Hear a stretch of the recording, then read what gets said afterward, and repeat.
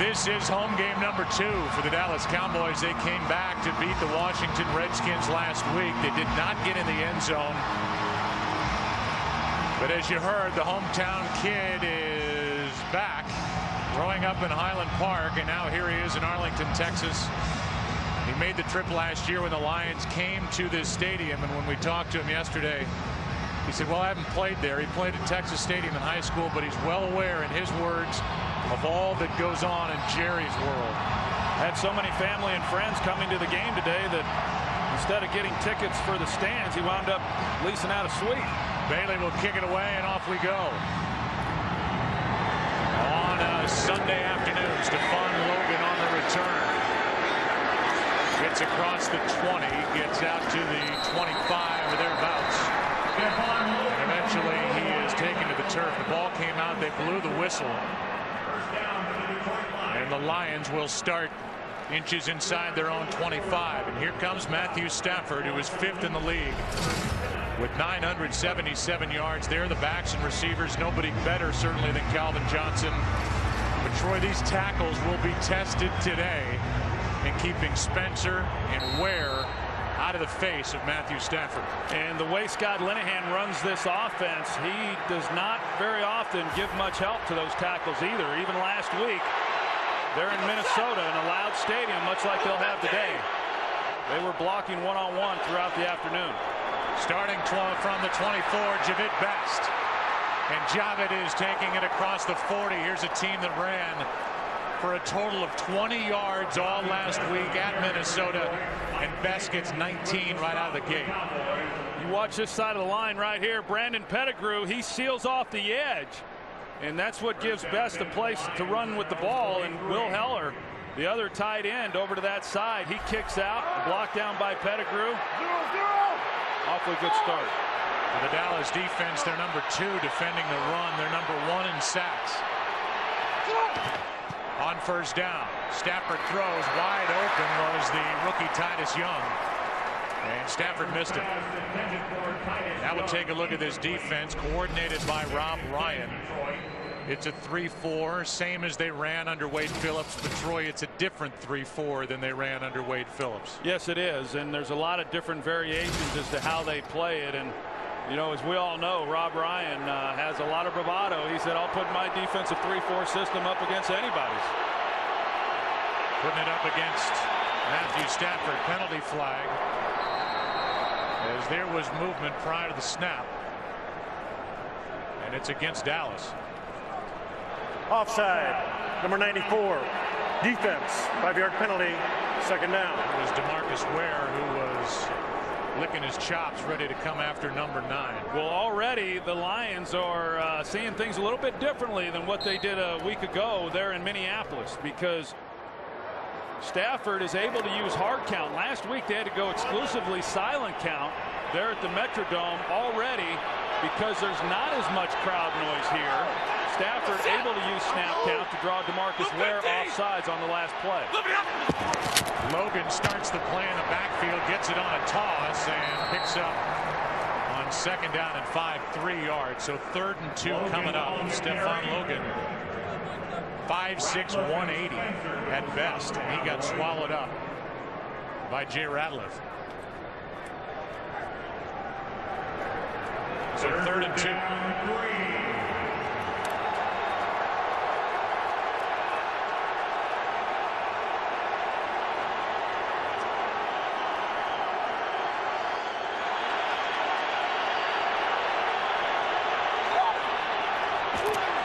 Stafford has a pocket, throws, and he's picked off by Sensabaugh. Overthrew an open Calvin Johnson. And the Cowboys defense comes away with its 4th interception of the season. Johnson was open. The charged up Stafford was high and behind him. Sensabaugh there for the catch, and an early turnover for the young Matthew Stafford. Today's game on Fox is sponsored by Southwest Airlines. Find our fares online only at southwest.com. Go back and look at the interception. Yeah, you're going to see Gerald Sensabaugh up there at the top left portion of your screen, and a good route there by Calvin Johnson on that possession. Matthew Stafford had 2 errant throws. He had a slant that was wide open on a busted coverage by the Cowboys, and then the last one on the interception. Here's a hit from Scheffler that started these two teams pushing and shoving. And that gets Rob Ryan all fired up. But his defense left a couple of receivers wide open. Stafford just missed them. And it's the second time this year the Lions have turned it over on their opening drive, and so that means Tony Romo and the Cowboys will start at their own 45. Now Romo, you know the story by now at the Jets. 2 fourth-quarter turnovers, and the first time in franchise history that the Cowboys lost a game they were up by 14 or more in the fourth quarter. And everybody was on his back, as they've been seemingly since he took over. In the last 2 weeks, he's become a legend. A toss to Felix Jones, gets back to the line of scrimmage. That's it.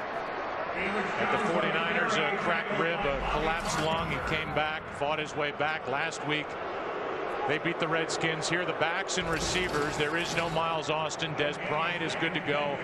And 2 rookies, Troy, on that offensive line, and they will get a test here today. As will the center, Phil Costa, who coming into this season had only 1 NFL start under his belt. A second-year player, had a tough week last week against the Washington Redskins. But yeah, some real youth and inexperience there along that offensive line. The reason for the discussion was the game clock, which is correct. 12:56 remains. It's John Perry, the referee. The officials came together and wanted to talk about the game clock.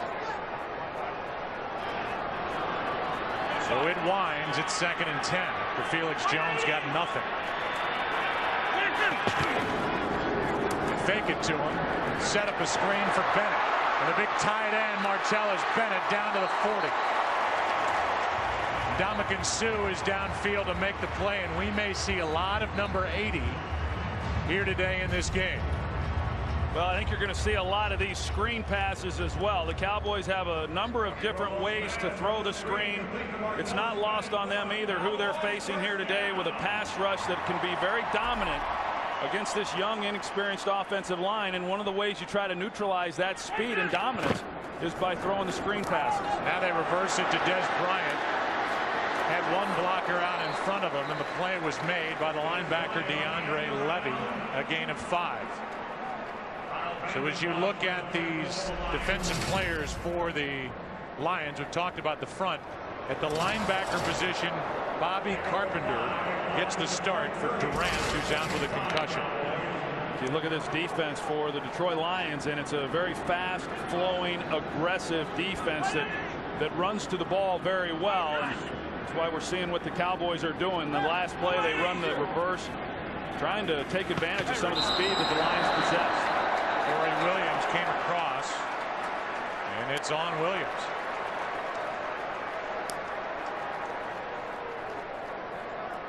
Encroachment. Number 99, defense. 5-yard penalty. Results 1st and 10. Dallas. There's Jim Schwartz, who's in his 3rd year. Meanwhile, I mentioned Bobby Carpenter is wearing number 59 for the Lions because he is a former 1st-round pick. When Bill Parcells was here, it never panned out. He's bounced around, and Jim Schwartz will tell you Carpenter may be their best cover linebacker. He'll get a lot of Jason Witten here today. Witten with the most catches across the NFL among tight ends. 19. That was him in motion. Handoff is to Felix Jones, and a nice play is made by Eric Wright as he knifed through, and it's a loss of 3. Well, the way that the Detroit Lions like to play run defense as well as come after the quarterback is every play they're really rushing the passer, expecting a pass, and then they play the run along the way. Eric Wright that time just sees that it's run, hits it right away, and is able to make a nice play. But these pass rushers, they play pass first and then play the run once they identify it and it's handed off. Both sides. High side. 180. 26. Like he's playing in a library. Delayed handoff is to Tashard Choice. And Choice picks up 8 to make it a more manageable 3rd down after that loss of 3 on the previous play, 3rd and 5. But right now, Jason Garrett, both head coach and offensive coordinator, doing a nice job mixing things up,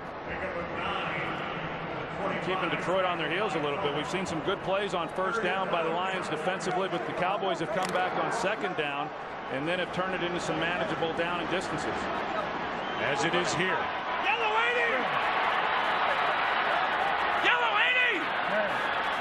Hey, 54. 54's Mike. 180. 27. On 3rd down, they floated for Bryant. What a throw. What a catch. Touchdown.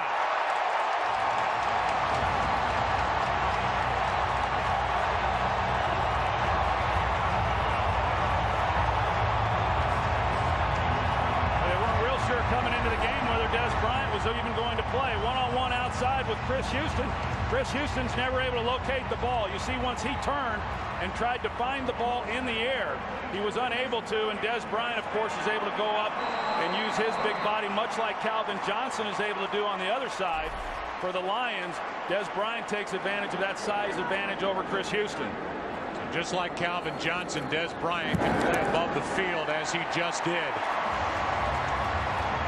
And so the Cowboys, who did not score a touchdown last week in a win over Washington, they get the turnover and turn it into 7.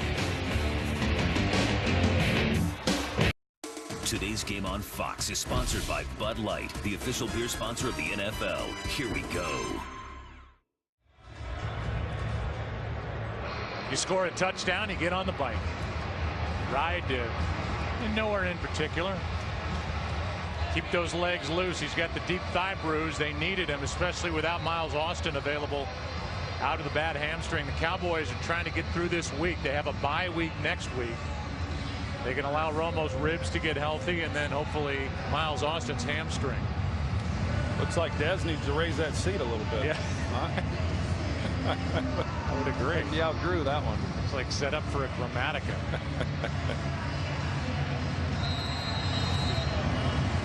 So Romo with a good start. 25-yard touchdown pass, and the 2nd time the Cowboys have taken it into the end zone on their opening drive.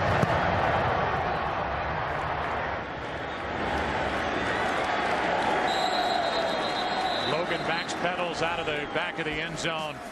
That was at the end of the interception. My fault. Matthew Stafford.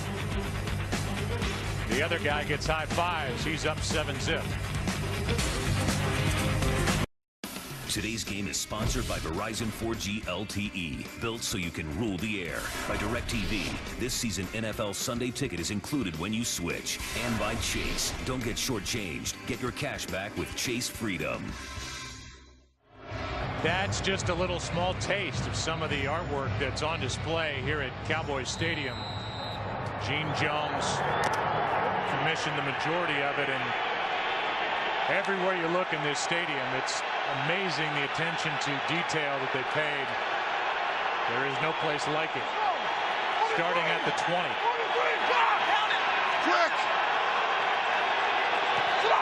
Stafford looking for better throws this time with the ball, and Best carries it forward for 2.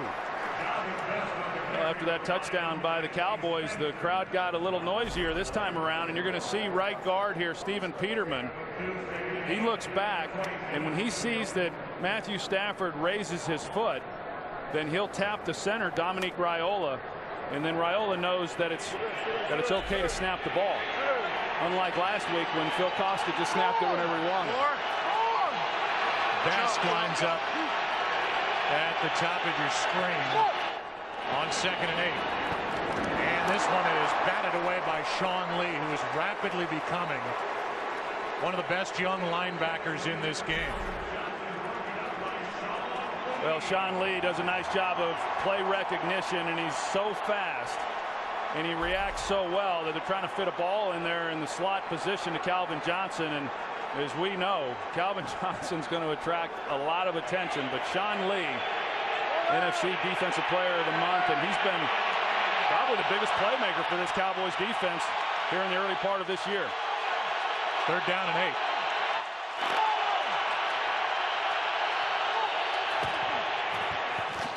Pressure on Stafford. Best nowhere to go. And the play made out on the edge by DeMarcus Ware. A loss of 1 in a good series for the defense. An unproductive series for the Lions offense. 3 and out. Here's Sean Lee, and he's going to have help over the top with the safety, obviously, but he's running with Calvin Johnson, and 3rd and long, they try to come back with a screen of their own. Cowboys defensively play it very well. Rob Ryan told us if he stays healthy, Sean Lee, who blew out his knee in college at Penn State, will be one of the next best linebackers in this league. Harris on the move, makes a catch, and is out to the 49-yard line. So the Cowboys, who lead by 7, have good field position as they get it for the 2nd time, taking on the Lions. Here is the protection underneath the jersey of Tony Romo with the cracked rib. He has a compression shirt underneath that has padding built in, and then the normal rib protector. They pulled the padding out of that, put Kevlar in it for extra protection, and then just to make sure the jersey fits right. Rich Dalrymple, longtime PR director here with the Dallas Cowboys, helps him pull on his jersey. Did he do that for you back in the day, Troy? Never. Here is Felix Jones. And Felix Jones carries it for 5. This Lions defense coming into the game had been pretty porous in run defense, and I know that has not been a big concern of Jim Schwartz. He's not worried so much about giving up yardage. It's all about points, and they have been very good in not giving up points. But based on the injuries and the things that this Cowboys offense is dealing with, there's no doubt they'd love to just be able to hand the ball off if they're able to gain that type of yardage each time. Now they toss it. Levy made the play initially, and Felix Jones turned that into something positive.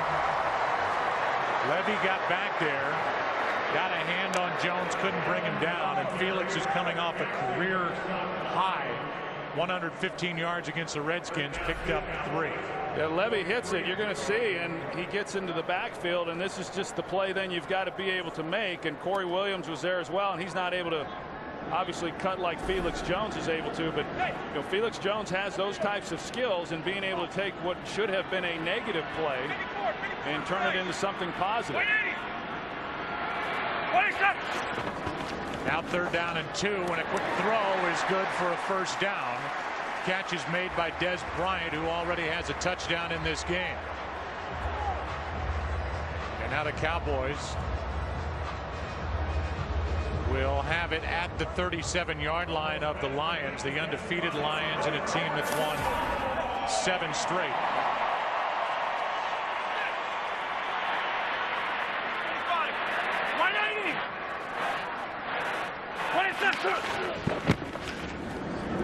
On 1st down, as they roll Romo, move the pocket, there's nothing there as he throws it at the feet of Choice. They're not something you really see a lot of from Dallas offensively, rolling Tony Romo out. Good coverage down the field. We look at Des Bryant here in the early going, Joe, a guy who was really not able to practice much a week ago. Not sure whether or not he'll be able to play, and he played against the Washington Redskins, and then again this week, very limited in what he was able to do all week in practice. Was a game time decision, yet he's already made an impact in this ball game. Now they screen it again for Martellus Bennett. And the pass is dropped. Lawrence Jackson got his hand in there and was bothering the play from the beginning. It's 3rd and 10. They had another chance too. If Martellus Bennett was able to catch this, they had some pretty good blocking out in front of them. We see Miles Austin inactive again this afternoon, and between he and Des Bryant, they've not had both of those players in the lineup now for the 3rd consecutive game. Dallas 2 for 2 on 3rd down so far. It's 3rd and 10.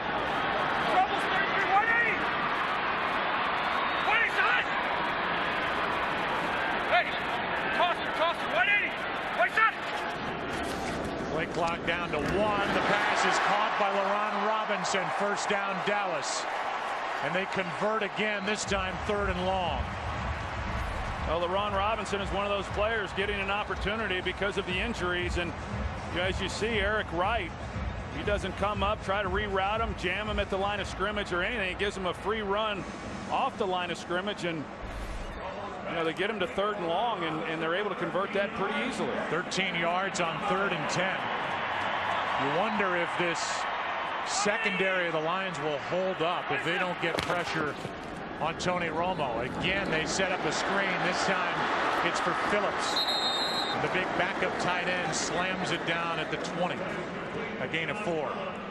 It's the 3rd screen pass now that we've seen from the Cowboys. They hit the first one for a nice gain. Martellus was unable to catch the second one, and they come right back. And all 3 times they've had good blocking out front, and they've had room to run.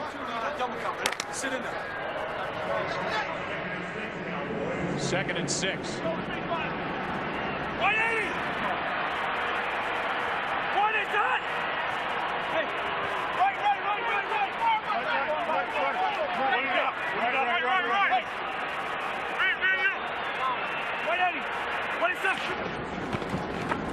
Romo with good protection, throws high and caught, and again it's LeRon Robinson, who was picked up as a free agent when Miles Austin wasn't available, and Robinson, Troy, has a chance to stick. They like him. Well, they sure do, and heck, I like him too from what I've seen here in the early going. Tony Romo recognizes that they're showing blitz coverage. He's got one-on-one outside. Had a chance up top to Des Bryant again had he have wanted to take it. Instead, he comes back to LeRon Robinson, and in a short period of time, this young man has really had a nice presence for this team, and a player who some would think maybe won't be back when they get healthy at the wide receiver position. But Jason Garrett says not so fast. This guy's been impressive. Now back to the ground, and it's Felix Jones who spins down inside the 5. Just to finish on LeRon Robinson, he's a former 2nd-round pick by Atlanta, was traded to St. Louis. He's bounced around a bit, but he is a big-bodied receiver who can run, and it's something that the Dallas Cowboys need. I think the relationship that Jason Garrett has with head coach Norv Turner in San Diego was what got him here to Dallas. They run the same offense. Norv Turner and the Chargers were here practicing in the summer, and he told Jason that he was going to have to let a pretty good receiver go, and the Cowboys got him. Handoff is to Felix Jones, and he gets nothing. Well played by Detroit. And the 2 linebackers were in the middle of it. Tulloch along with Levy. And it'll bring up 3rd down and goal. This is an area for the Cowboys the last 2 weeks where they have not been very good. They started out the season good in the red zone against the Jets. The last 2 weeks not so good. 0 for 3 on Monday night against the Redskins. The Lions, on the other hand, this is where they've been good throughout the year, and it's why they're 3-0. This is a huge possession defensively for the Lions to make them kick a field goal and not give up another touchdown.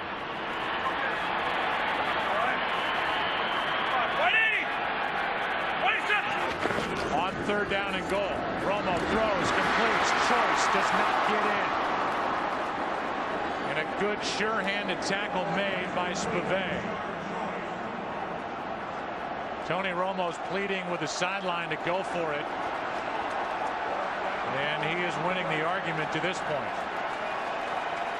Big number 92, Josh Brent, will come in as a lead blocker. It's 4th and goal.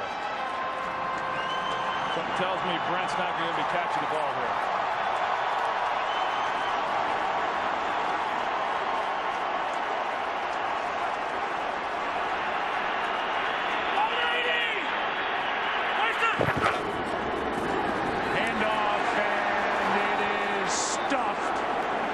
Detroit. So not taking the points, Jason Garrett goes for it on 4th and goal. And Felix Jones cannot get in. Ashley Palmer was the first one there. And off the edge, he made the stop. Great work and a big stop by this Detroit defense. It sure was. Yeah, you get down in this area, and to be able to stop them and not give up any points, that's a great goal line stand by the Lions. Lions take over inside their own 1, down 7.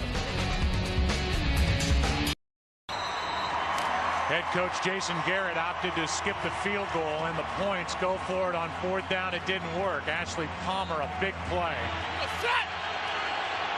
The Lions start inches inside their own 1. Handoff is to Keelan Williams, and he gets a little breathing room out to the 5. Sean Lee on the stop, and that's an important 4-yard run. Boy, it sure is, because you think back to last week against the Minnesota Vikings. They were backed up, and the Vikings had an opportunity to make a tackle for a safety. It would have ended the game for the Lions, and I'm sure that was fresh on their minds. And for Keelan Williams to be able to give them some breathing room now they can operate. Now they can even run some play action stuff and feel relatively good about doing it.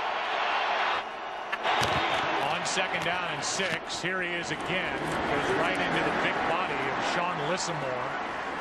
A gain of 2, 3rd down coming up.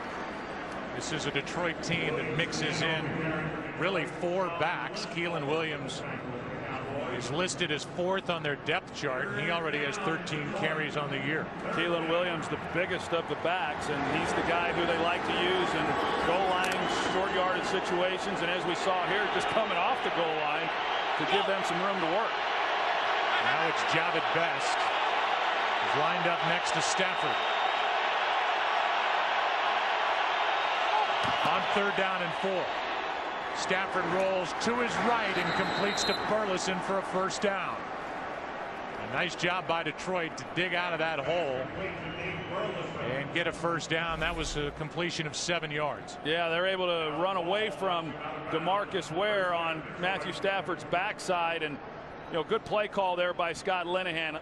Allow Matthew Stafford to get away from the pass rush, and then also it opens everything up for you as a quarterback to know that you're not going to be thrown into any real danger. That's a big 3rd down conversion right there. Now Josh Brent in at nose tackle. Plays Ratliff, but the first quarter is over. 7-0 Dallas. Back after this from your local Fox station. So much has been made in NFL circles about Matthew Stafford coming home, going to Highland Park High School. High school of Bobby Lane, who brought the Lions their last championship. Trying to get it to Scheffler, now throwing in a completion to Pettigrew. So both tight ends were in the same area. Pettigrew deeper, and he gets it, a gain of 14. Well, this ball looked like it was tipped too before it even got to Pettigrew. It was really nice coverage, and Pettigrew juggles it just a little bit and then is able to haul it in. But see the stretch there. It looked like he might have got his hands on it ever so slightly, but great concentration by Brandon Pettigrew, and what a weapon he has become. A breakout year last year, and he's been off to a great start here this year. Danny McCray did get a piece, not enough. Now from the 27. Play action from Stafford, and Best, it's too high. Go for a game break. Here's Kurt Menefee. Well, this is why you want to give Michael Vick every opportunity to start that he can. Escapes the pressure somehow, and then finds a wide-open tight end, Clay Harbor, in the back of the end zone. 16-yard score, and the Eagles are on the board first against the Niners, 7-0. Joe, Troy, and Pam. Thanks, Kurt. Here are the numbers from Michael Vick. Playing with that deeply bruised right hand. 2nd and 10.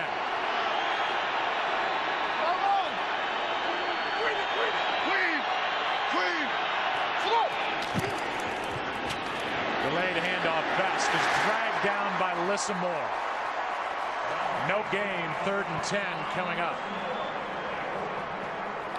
It was a good play right there by Lissamore, because if he was able to escape that tackle, there was some pretty good blocking downfield. Calvin Johnson, he's doing his part on the outside on the corner, and he had a little bit of room to run had he been able to get away from that one. Now 3rd down and 10.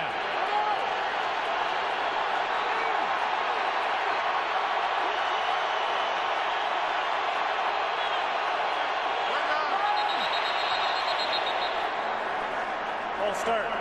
Number 76, offense, 5-yard penalty, 3rd down. They get left tackle Jeff Backus, who has never missed a game in his career. Former 1st-round pick out of Michigan, 164 consecutive starts, and I can't imagine anybody enjoying a 3-0 start by the Lions any more than a guy up front that's been through, heck, the 0-16 year back in 08. Well, to put it in perspective, Dominic Raiola last week said the win at Minnesota was the biggest win of his career. Week 3, divisional game. That tells you how few wins they've had during that time. Play clock at 1. Play clock at 0. And that's going to make it 3rd and 20.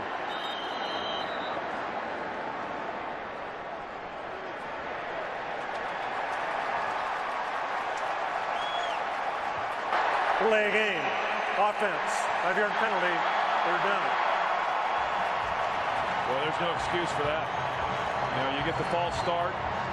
You got plenty of time to get in and out of the huddle and get a ball snapped. And you know, right now, 3rd and long, and it's a tough one to convert. They'll wind up giving the ball back to the Cowboys with great field position. They have to get to the 38. Stafford rolling out to his left, looking for help, just throws it out of bounds. Outside the pocket, and he was being chased by DeMarcus Ware. He took a pretty good hit there at the end of the play. He's able to get outside, but just nowhere to go with it, and he does a smart thing, just get rid of it. Guy who's had shoulder issues, ended the season last year on IR as he did back in 09. Yeah, and last week he got hit pretty good. You know, they hadn't given up a sack the first 2 weeks, 5 sacks last week, but a number of hits. And because of his injury history, you hold your breath every time he goes to the ground. Penalty flag flies as Harris on the return is knocked down at the 48. Eric Coleman made the stop. There will be a hold on the play.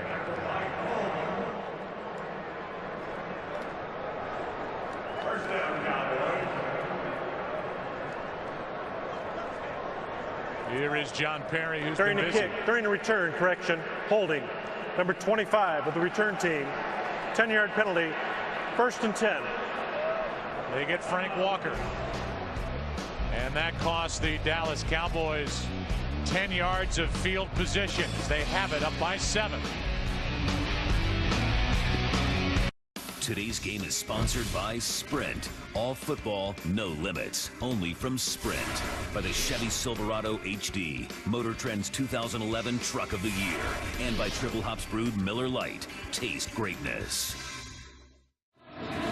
From the spot of the foul on that hold by Frank Walker, it moves the ball back to the 29-yard line. So a big penalty instead of starting at their own 48.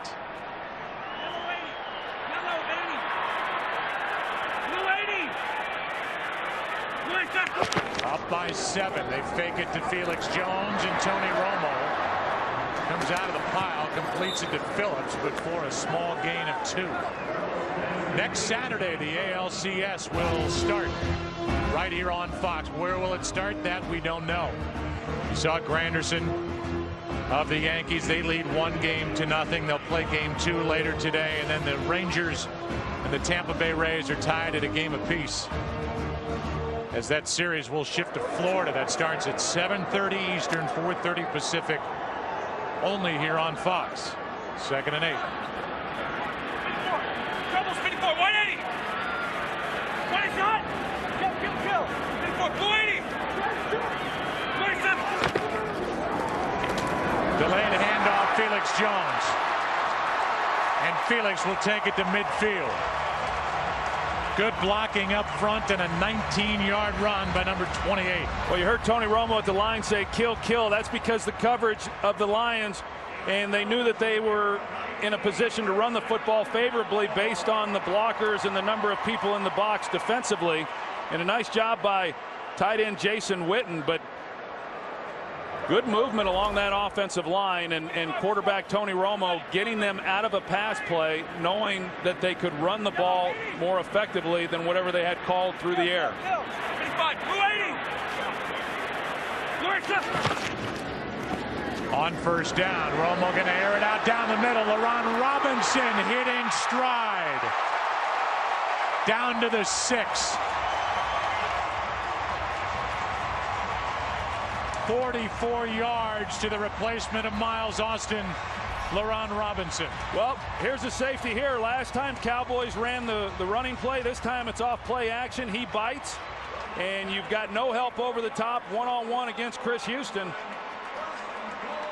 And a big play. We talked about it coming into this game. The Cowboys really, under Jason Garrett, while he's been calling the plays, has really been a big play offensive team. They base a lot of the things that they do on their ability to do that. That's been taken away a little bit because of the injuries, but they picked one up there.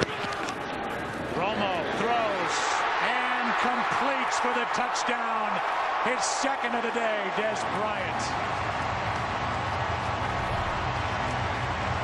They've given Des Bryant a lot of one-on-one matchups here in this first half. He's already beaten Eric Wright once over the top. You know, Des Bryant is just such a physical receiver that, you know, they're going to give him a chance, and he's going to use his body and his hands, and he's able to haul it in. Clearly into the end zone as he spun his body, and now Des Bryant, who came in with 1 touchdown on the year and a deep thigh bruise, has 2 here in the first half. Romo has started hot. 10 of 12, 128 yards, 2 touchdowns, no picks. This one set it up. LaRon Robinson, Cowboys happy to have him. They love Des Bryant. First round pick last year. He's got 2. It's all smiles for Romo. Time to talk over on the bench for that secondary. They're getting picked apart by Tony Romo. Last week at the Vikings, the Lions came back down 20-0 at halftime. They're making it tough on themselves here again today. 14-0, and Logan is a yard deep in his end zone. And he is brought to the turf by Butler. So now the defense for the Cowboys enters the field, and they play these days for Rob Ryan. How would I describe Coach Ryan? A new age Santa Claus. Vivacious. I would always call him the White Tiger. He's got the hair flowing. Sweet. See that crowd look like, He's a chick magnet. Now you come to me, you come to me. I envy him. He's not the only one. And he can grow those flowing locks. He's got an act on the sideline, but he can coach football. He sure can. He keeps it interesting. You know, met him for the first time on Friday, and he had us laughing in the production meeting. On first down, Stafford throws and completes. But a short gain to Pettigrew of only 2 yards. He stepped into our meeting room and he said, I don't know, man, I'm kind of scared to take on the Lions after reading what Troy Aikman said about them, like they're the Cowboys in the early 90s, but we're going to play anyway. Yeah, and he also said, you know, there's a lot of defensive gurus out there, but none of them are as smart as I am. So those players, I'll tell you, they love playing for him. I mean, he obviously brings a great deal of bravado, and he supports these guys, and you know, that's part of coaching. He gets these guys on the field, and they want to lay it on the line for him each week. Second down and 8. A stunt up front with Spencer, and here's the first catch of the day, Calvin Johnson. He draws a crowd, and Stafford fit it in, a gain of 15 yards. Really a pretty good route there by Calvin Johnson, too, and you've got to be pretty tough when you're coming over the middle, making a catch. And with a flag on this play, looks like this one might be coming back, but an excellent job of running the route, knowing you're going to get hit, making the catch. Yeah, they called a hold on the play. I didn't see the flag, and it was picked up by John Perry. He made a quick announcement. As we're showing a replay, they drag everybody back down to the 15-yard line. It's a hold, and it's right there. It was Spencer who was coming on a stunt. Raiola guilty of a hold.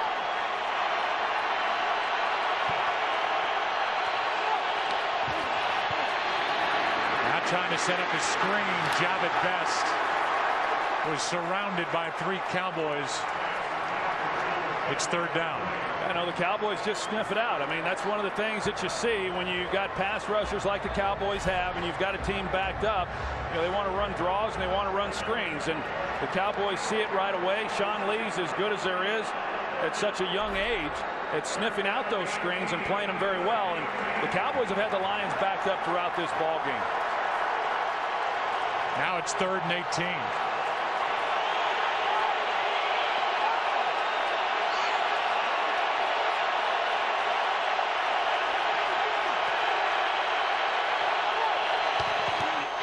Here come the Cowboys. Here's another screen attempt for Best. And right on his back was Jay Ratliff. It's 4th down.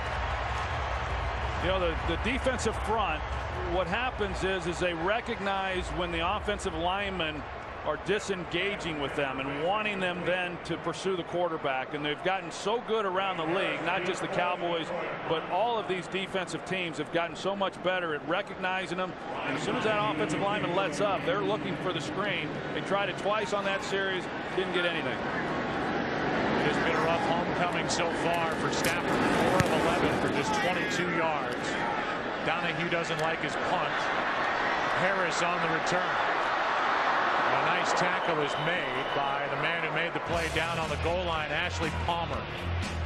6-yard return. Cowboys have it. Up 14-0. Today's game on Fox is sponsored by Chevrolet Volt. It's more car than electric. Cowboys who lead at 14-0. Their average starting field position is their own 44.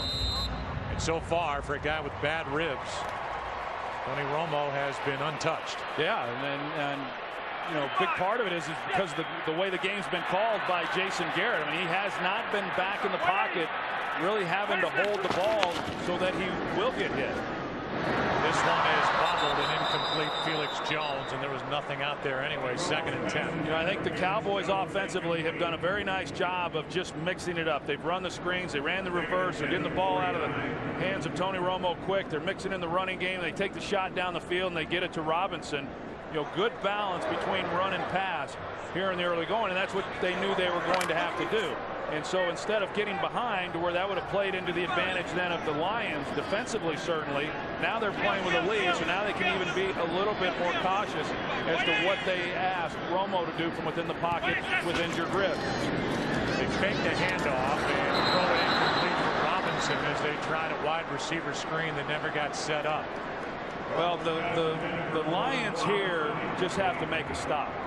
You know, I mean, they have struggled getting off the field here on 3rd down. Part of that has been because the Cowboys, as you mentioned, Joe, have had such great field position here in the first half, but defensively they got to make a stop here and can't give up any more points. Hey, Thursday! 180! Shot! They're showing one-on-one again across the board on 3rd and 10. 20 shot! Coming across early, and this is going to cost Detroit 5 yards. Encroachment, number 99, defense, 5-yard penalty, 3rd down. Corey Williams, who was traded to the Lions from Cleveland. So many deals made by Martin Mayhew, who came into his position as GM the same year that Jim Schwartz joined him from Tennessee.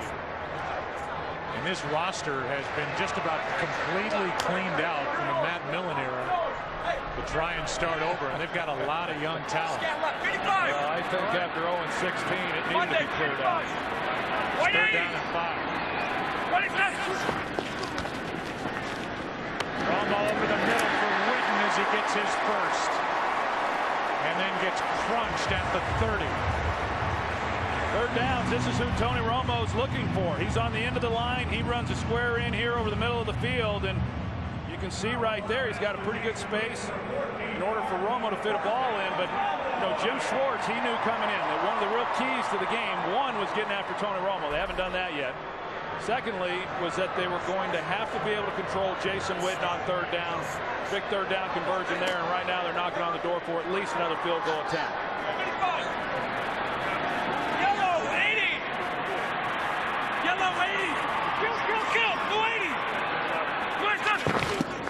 Now it's DeMarco Murray who gets the ball. And Murray is popped by Eric Wright.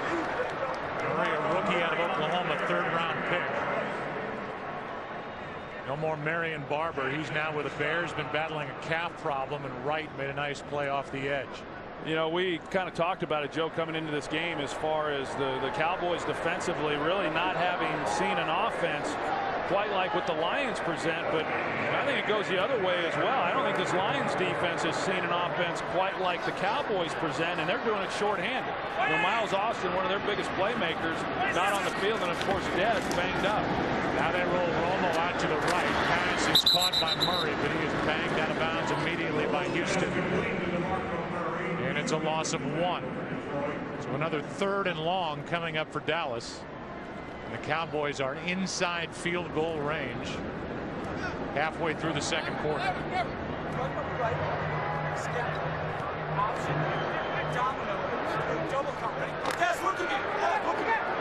You heard Tony right there say to Dez, look at him, and that could be an eye contact deal, and he could change the route based on whatever coverage. They're showing they're going to give him help right now over the top to Eric Wright.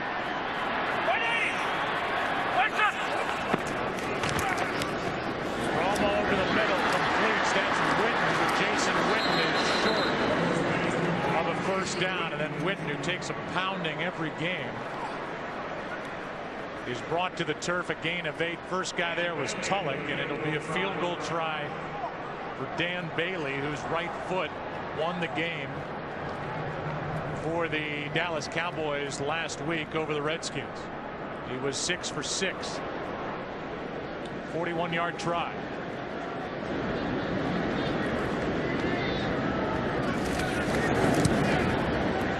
He's become automatic. So good at Oklahoma State, was the nation's top kicker last year in place of the injured David Beeler, and he may last a while here in Dallas. 17-0 Cowboys. So it's 17-0, and the undefeated Lions wondering what's hit them here in Arlington, Texas. It's been a well-called game by Jason Garrett over on the Cowboys sideline, and now the Lions are about to get it back. A pop-up kick, and Logan will take it from just inside the 5. And Logan, with a full head of steam, is knocked down by Butler on the return. We welcome you inside the broadcast booth. And I understand there's a flag on that kick return. Meanwhile, we'll talk about Detroit and what they have to do to get back in this game and move the ball. Well, this was a good start right here, assuming that the penalty's not going to be against them. They're going to get good field position, but what's hurt them, Joe, is they've had penalties and they've had negative play. So constantly they're facing illegal formation 3rd and long. On the kicking team. Number 34 left the 30-yard line prior to the kick. That'll be a 5-yard penalty from the end of the run. They've been unable to convert those 3rd and longs, and so this is a team, Joe, that is averaging 33 points a game. They have not yet scored less than 26 in any of their 3 games this year. This will be a good time to get some of their first points of this game. Penalty was on Philip Tanner, the rookie running back of the Cowboys, costing 5 yards, and so Detroit sets up at their own 38, down by 17. And out of the backfield, Best has it thrown at his ankles. We go to Kurt Menefee for a game break.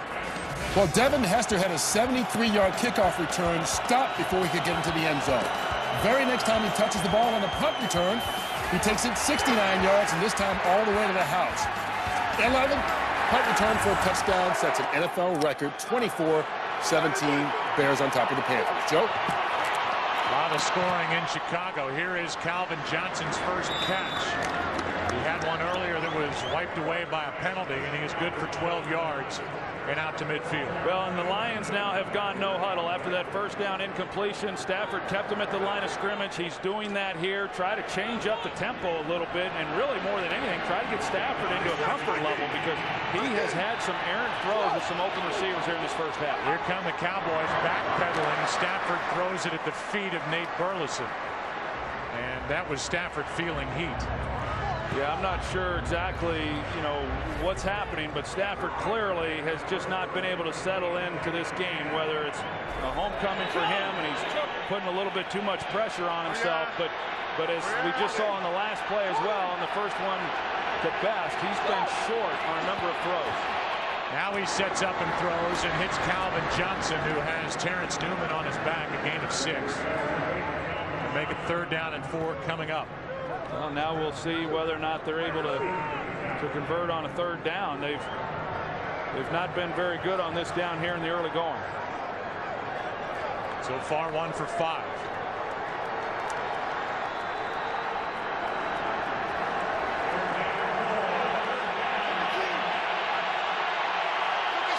you had a little more confidence in your defense based on what's happened, you might make this 4-down territory.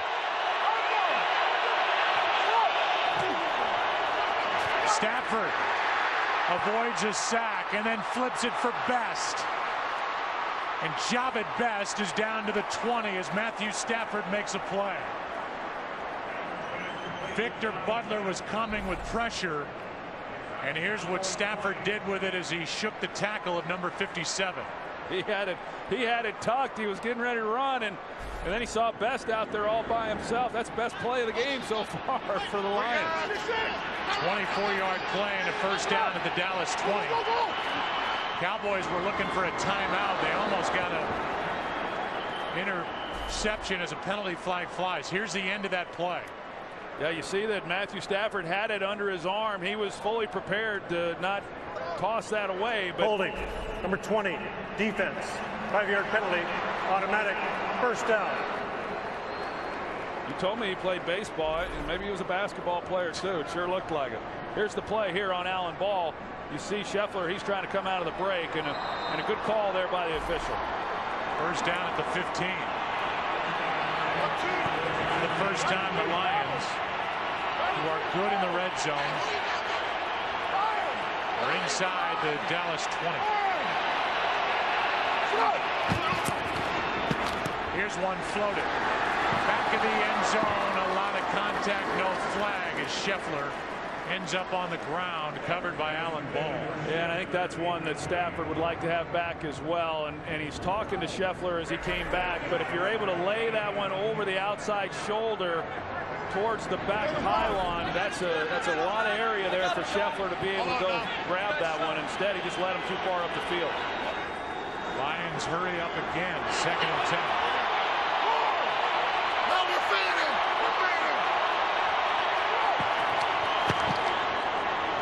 Late blitz. Victor Butler chases Stafford out of the pocket, and the pass incomplete. Well, Jeff Backus, he's playing left tackle. He had nobody to block, and he was looking around for somebody. And then Victor Butler, you're going to see here, he hesitates for a minute at the snap of the ball, and Backus goes in to try to give some help, and then here comes Butler. So something that should have been picked up pretty easily, put the pressure then on Stafford. It's 3rd down and 10.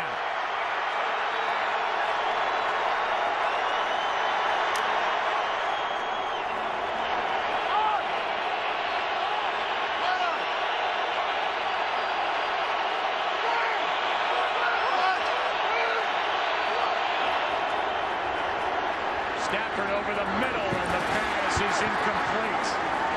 Frank Walker with the coverage on Brandon Pettigrew. Well, Pettigrew's pretty good at working the seam, and Walker's on the inside, and just good coverage, really. And then they got the 2 on Calvin Johnson, which is what you would expect. But, you know, 3rd and 10 down there, it's difficult to convert those. And the Cowboys are able to hold them here to just a field goal. Here's a guy in his 20th year with the Lions. The best this game has ever seen, Jason Hanson, who from 33 yards goes to 9 for 9 on the season. So Matthew Stafford got his team into the red zone. The drive stalled. Talked about where he went to high school. There's Clayton Kershaw, who he played sports with, all sports with, since he was a little kid. He's here watching his buddy, and these two played basketball together. They played a little soccer together. There's Kershaw. I think that's a goalie jersey. Played baseball together. And how about the irony here that Kershaw in the middle holding up the trophy, who now pitches for the LA Dodgers and should be the NL Cy Young Award winner. Talk about two guys with great arms, and Kershaw, 21-game winner, an ERA of 2.28, and he is here to watch his buddy play for the Lions today. So pretty good 1-2 staff there in baseball, huh? With the arms that those two guys have, that's impressive. That two guys that talented growing up on the same team for all those years. And Kershaw is one of the real good guys in professional sports, very community-oriented, playing for the bankrupt Dodgers, and they're wondering what the future is for that organization, but they know they've got a young 23-year-old left-hander. who had that ERA of 2.28 and struck out 248 batters. He was one of the few bright spots for Don Mattingly's team in 2011. Now the Cowboys will get it back as they lead by 14.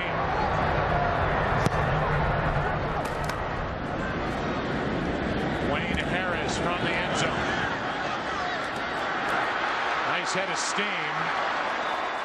And Harris is out across the 25. This November, Fox Sports steps into the octagon with an epic heavyweight title fight as the #1 ranked contender in the world. Junior Dos Santos squares off with undefeated world champion Cain Velasquez.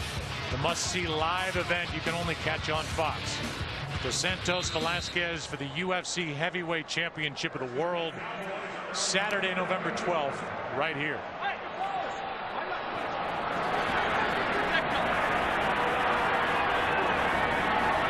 To go in the half. Each team with all 3 timeouts.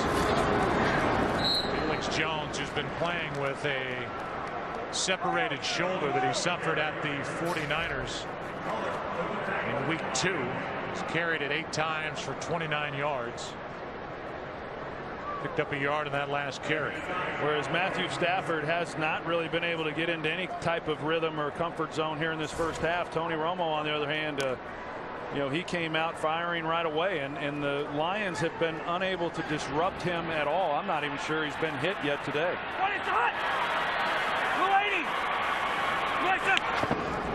On 2nd and 9, Felix Jones, nowhere to go. A play that loses yardage, a loss of 5. First guy there was Houston. And maybe in an effort to get the ball out of the hands of Tony Romo a little quicker than they might because of the defensive front Detroit has. Only a couple times have they gone downfield. When they've done it with success. I think they've been smart about the way that they've handled it, and now here looking at 3rd and 14, it's a big down for Detroit. I mean, if they're able to force a 3 and out, something they really haven't been able to do here in the early going, that would be a nice stop, giving the ball back to their offense with plenty of time to try to come away with more points before the end of this first half. Fake the handoff. Romo over the middle. It's Choice, and he gets dragged down from behind. Averill made the play. A gain of 9, and it is a 3 and out. Good work by Detroit as they will take their first time out. So 2:29 left. And Jim Schwartz is in his 3rd year so far, 11 and 24. He told us, and I think most people, Troy, agreed with him, that even when they had 2 wins last year before they went on that 4-game win streak to end the year, which started with a win over Green Bay, 7-3 win when his defense knocked out Aaron Rodgers in that game. He said, we knew we were better than a 2-win team, so we're not going to worry. We weren't worrying about it then, trying to judge ourselves by our record, and we're not going to get caught up in it now, even though we're 3-0. Yeah, I think the approach was, hey, we're going to judge the performance. I know at the end of the day this is a bottom line business. Did you win or did you lose? But we're going to judge the performance. So even after some losses, they could see the progress that was being made. Now that they're winning, they're not going to get so caught up in the fact that they're winning that they're overlooking some areas where they can still obviously improve their play. First punt of the day by McBride, who hits a beauty. Wow. Logan will let it go over his head, and it will end up in the end zone, right into the corner. 68-yard punt, but only 48 net, and the Lions will start at their 20. Yeah, they'll start here with plenty of time to see what they're able to get done, you know, here before the end of this first half. I think that game last week at Minnesota was a great win. We talk about Dominic Raiola saying it was the biggest win of his career. You know, Schwartz is hoping there's a lot bigger to come. But having said that, a place where they hadn't won in 13 trips, to be down the way that they were and to come back and win, I think will help them just 1 week later in this game as they go in at halftime, regardless of whatever may or may not happen here on this possession.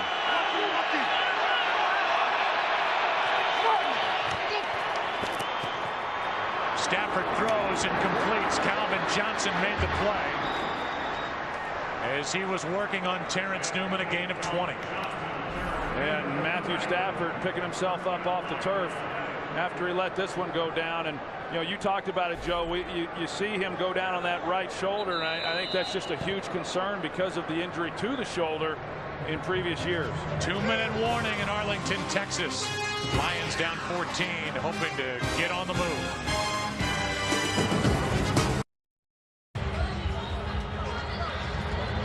First and 10 for Detroit at their own 40, down by 14. 2 timeouts remaining for the Lions. No sacks, but he's been hit 7 times, Stafford.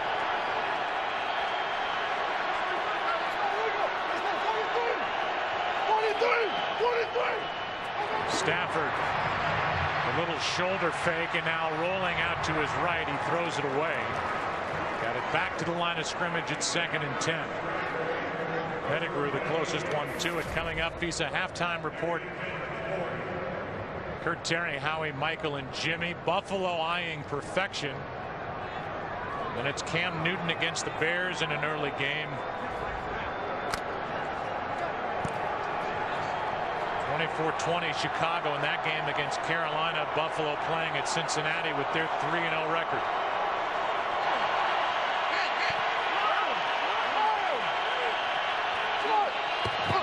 A blitz from Sensabaugh. He goes down, and now Stafford in the arms of Sean Lee gets rid of it. 3rd and 10.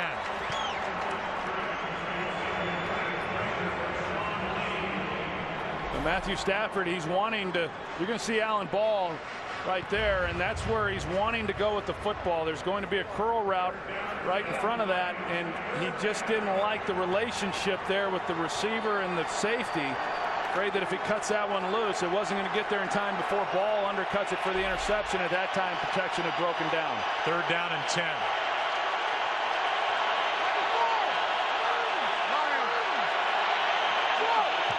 Cowboys come with a blitz. Stafford throws. Pass is complete to Pettigrew, but he's not going anywhere in the arms of Abram Elam. DeMarcus Ware over to help, a gain of 4, and that brings up 4th down.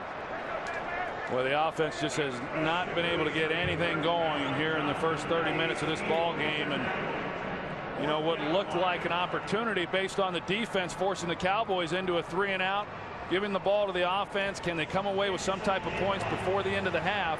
Doesn't happen, and now they're giving it back to the Cowboys with a chance to extend their lead. Dallas takes a timeout. We ask you to join the NFL's Crucial Catch campaign in the fight against breast cancer. Visit NFL.com/auction to bid now on authentic game-worn NFL pink products.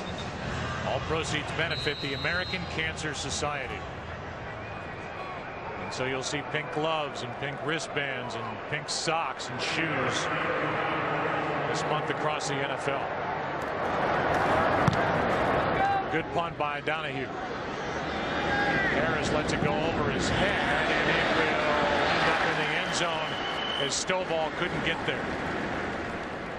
So with 1:28 left and 2 timeouts, we'll see how aggressive the Cowboys want to get, leading by 14. Well, again, to kind of reiterate the point, defensively for the Lions, who had been pretty good, really good through the first 3 weeks, and came into this game 6th in the NFL in terms of yards given up, at about 300 yards a game, are going to give up over 200 yards to the Cowboys offense here just in the first half.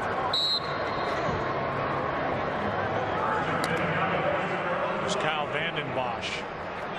Those reddish orange contact lenses.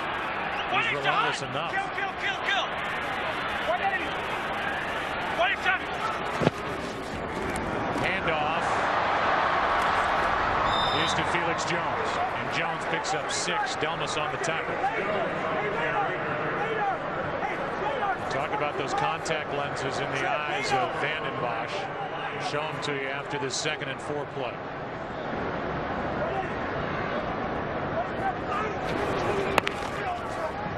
Now a screen right side for Felix Jones, trying to get a first down, and he has it.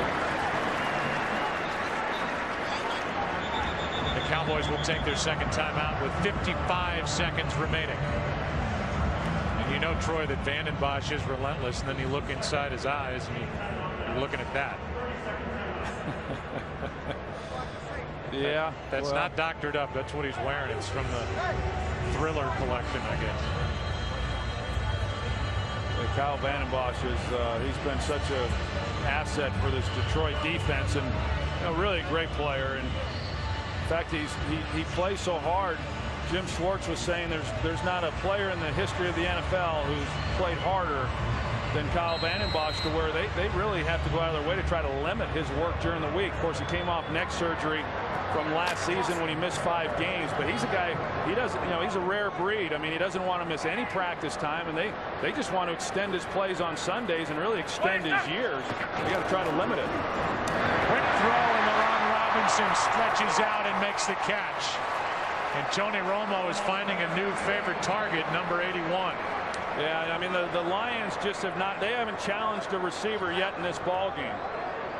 And that slant route has been there all day. Romo finds Witten.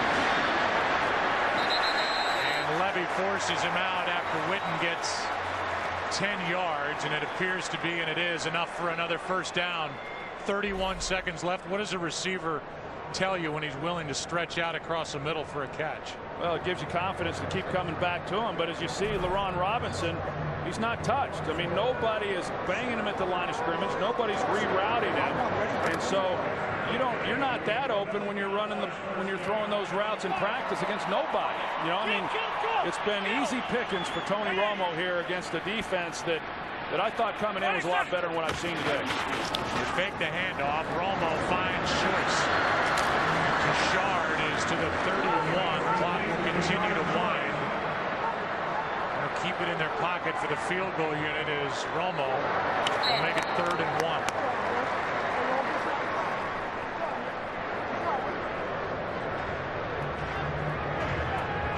Well, right now with the one timeout in their pocket in 3rd and 1, I would expect the Cowboys, I think they feel pretty good right now with where they're at on the field to be able to get the 3 points. 3rd and 1, I would expect Jason Garrett to call something to where they can get the ball down the field, into the end zone. They've shown a willingness to move the pocket, roll Romo. Instead, they hand to Choice. They get the first down. And Choice now inside the 20. Timeout taken by Dallas. They're going to let it go down. And we'll have a field goal to end the first down. The field goal attempt as Choice got 14. Yeah, they just decided that rather than take a shot down the field, hey, let's just try to make it a little bit more manageable field goal attempt and get the 3 points that we gave up on there in the first half when they went forward on 4th down and came away with nothing. This is to make it 20-3, and Jason Garrett has to go into the locker room thrilled with his young offensive line, the job they've done up front. He should be proud of the game he's called to this point, as Tony Romo has not needed that extra protection around his ribs yet. A 35-yard try. After that 14-yard play, so a 35-yard try for a guy that's becoming automatic. We'll see if he can stay hot.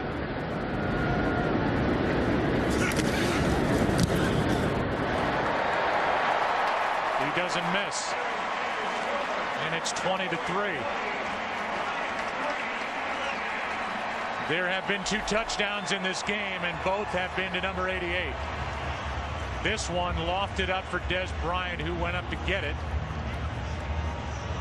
over Chris Houston, then one a little tighter contested, but still up, a leap, a catch, and a spin into the end zone for his 2nd touchdown of the day. And so each side will make their way through the bar area, Cowboys Stadium, into the dressing room, and the Cowboys, who have won 2 straight, trying to hand the Lions their first defeat of the season. So it is 20-3 at the half. They will have a celebration here at halftime for Breast Cancer Awareness Month across the NFL. Stafford had a rough first half, both throwing it and taking hits, as he makes his homecoming back to the Dallas area. And it's been all Cowboys so far. And that's kind of how the first half has gone. One guy is exhaling, one guy on the other sideline firing that fist in the air. Heck, two guys are. 20-3 at the half. Piece of halftime coming up after this. They waiting on the storm. $1 billion stadium. They don't want it. Sunday afternoon. We walk through there. Stop to eat. I'll eat it right now. We playing football.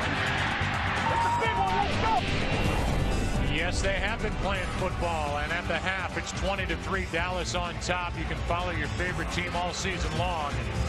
Go to iTunes.com/NFL. Glad you're with us. Off we go to start the second half, and the Lions are going to have to figure something out here quick defensively. They trailed 20-0 at the half last week at the Vikings. They got some figuring out to do on offense, too. Yeah.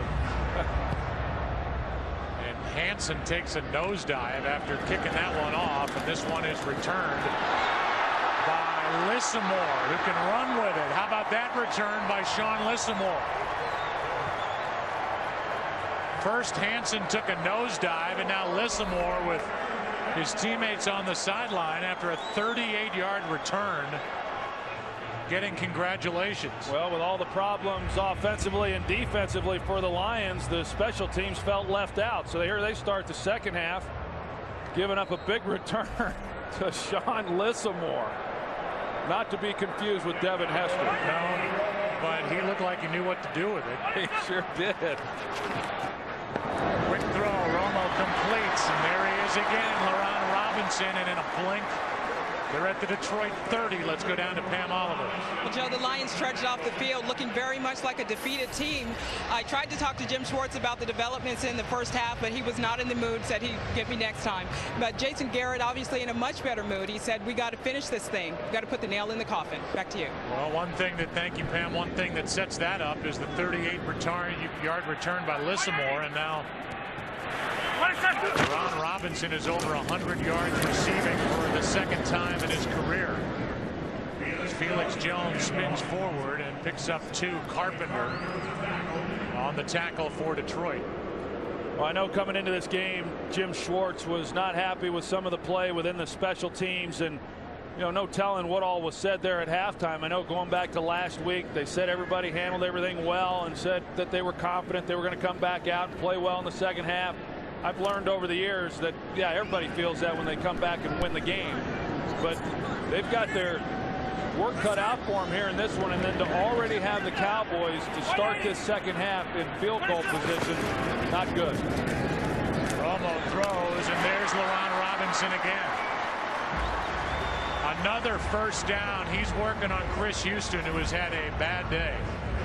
You're going to see Ndamukong Suh. We haven't said much about him or any of these defensive linemen. The offensive line for the Cowboys has done a nice job. And again, it goes back to the game that Jason Garrett has called here today, because the ball has come out of his hands, and for that to happen, these receivers have to do a good job of getting open, and they've done that as well. Back to the ground, back to Felix Jones, who dives inside the 15. And there's really no other way to say it or sugarcoat it. To this point, the Dallas offense has pretty much been able to do what they want against the Detroit defense, which came in ranked number 6 in the NFL. Martellus Bennett is slow to get up. We'll take a break as he makes his way off the field. Dallas is closing in on more points. Today's game is sponsored by Southwest Airlines. Find our fares online only at southwest.com. By Ram Trucks. Guts, glory, Ram. By Pizza Hut. Your favorite plays deserve your favorite pizza. Your favorites, your Pizza Hut. And by Bud Light, the official beer sponsor of the NFL. Here we go. Welcome back to Arlington, Texas. So far, one of the most disruptive defensive players in the NFL, certainly through the first 3 weeks. Last year as a rookie hasn't been disruptive at all. No, I think this offensive line for the Cowboys has been outstanding. Talk more about them with Choice in the backfield. Interesting play. That's Ogletree. And Ogletree is out of bounds just before getting into the end zone, forced out by Delmas. Ogletree was coming on a little reverse, and then he reversed. Yeah, they run the play where they fake the slant, then run the reverse to Ogletree, only this time they had a little play action pass off of it to where they fake the slant. He comes in motion, but instead of running the reverse, he stops, and then he's able to lose his defender. The defender immediately is trying to go over the top in order to be there on the reverse, and when Ogletree comes back, he's wide open then, and almost got that into the end zone for a touchdown. And now Jason Garrett throws the challenge flag, saying previous play is being challenged by Dallas. First and goal versus a score. We'll review the play.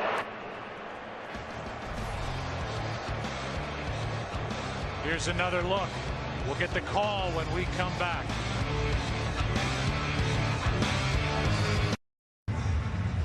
Jason Garrett is challenging that was a touchdown. Mike Pereira is our rules expert back in Los Angeles. And Mike, what do you think? Is this call going to stand? I think the call stands because he's going from inbounds to out of bounds. Watch the left foot. It goes out of bounds. Ball doesn't cross the goal line. After reviewing the to play, me, that stands. Since the runner did not land a foot inbounds in the end zone, the play stands as called.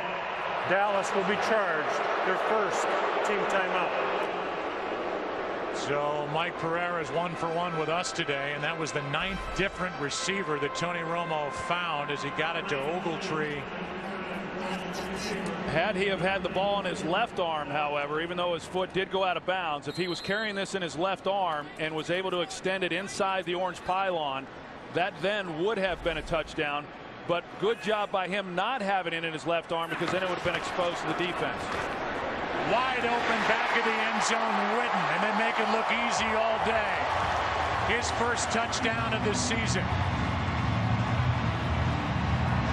Well, we talked about the attention that Jason Witten should garner. And you're going to see him get off the line. Nobody touches him.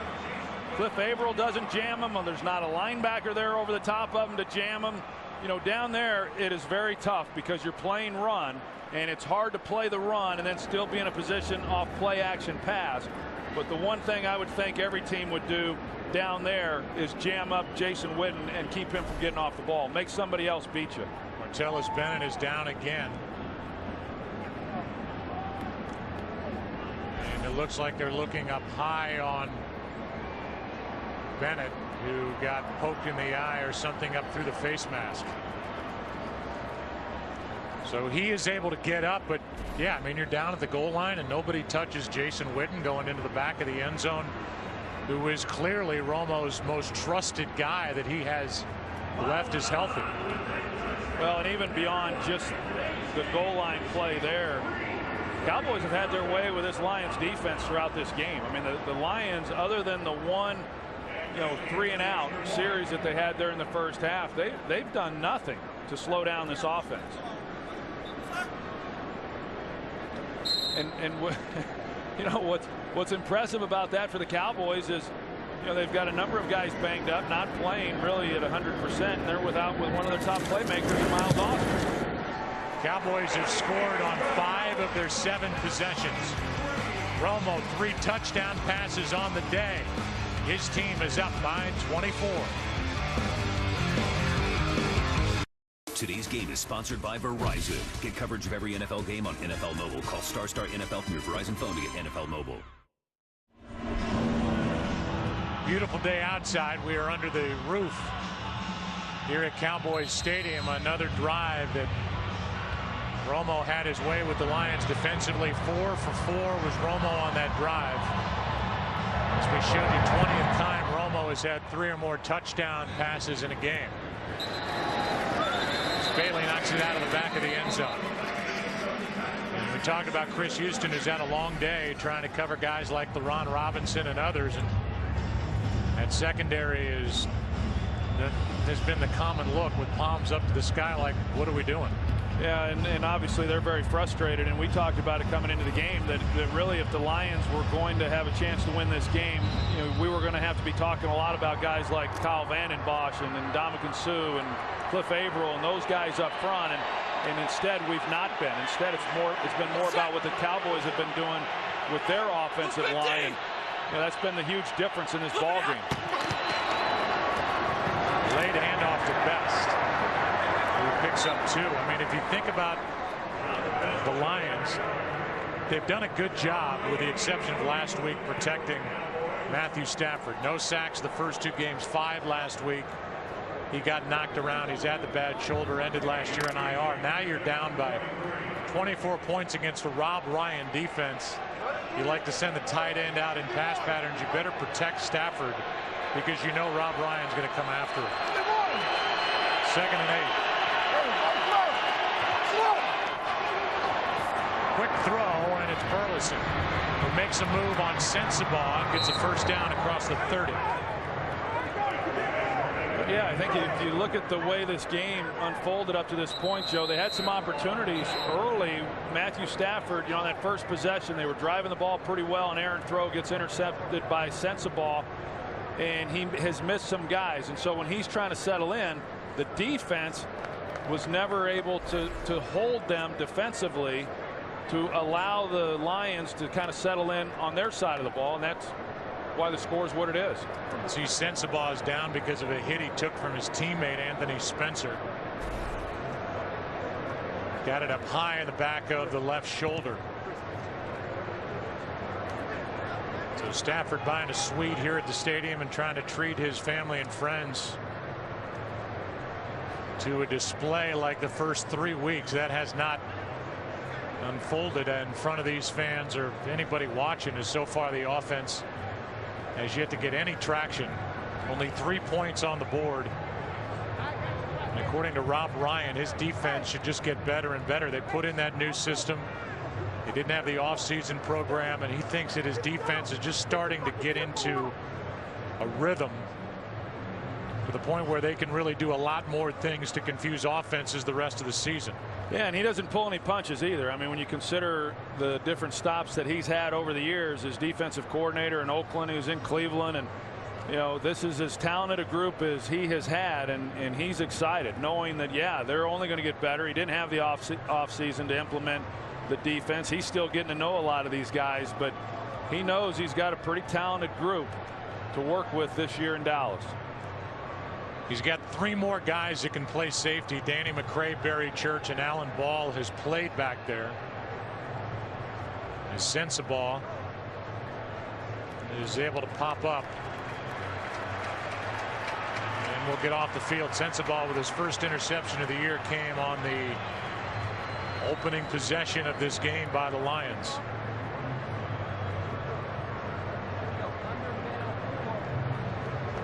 Sensabaugh came here to the Cowboys in '09 from Jacksonville.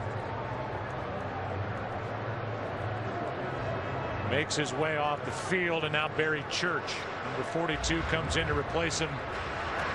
First down for the Lions at their own 31, down by 24.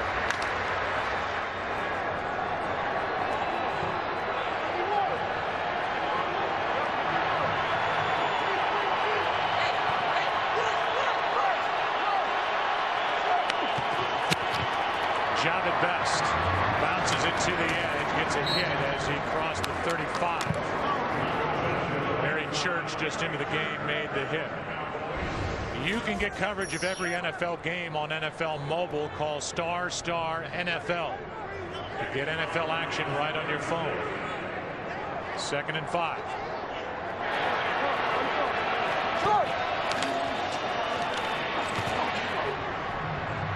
Stafford nowhere to go, and he just gets rid of it. And even though he was out of the pocket, that ball did not get back to the line of scrimmage, but no flag is thrown. 3rd down and 5. I just think we're seeing Matthew Stafford move around within the pocket a little bit more probably than what he needs to. He's working the left side of the field. He could have gotten it to the young rookie receiver Titus Young, and even though it wouldn't have been a first down, it would have been positive yardage.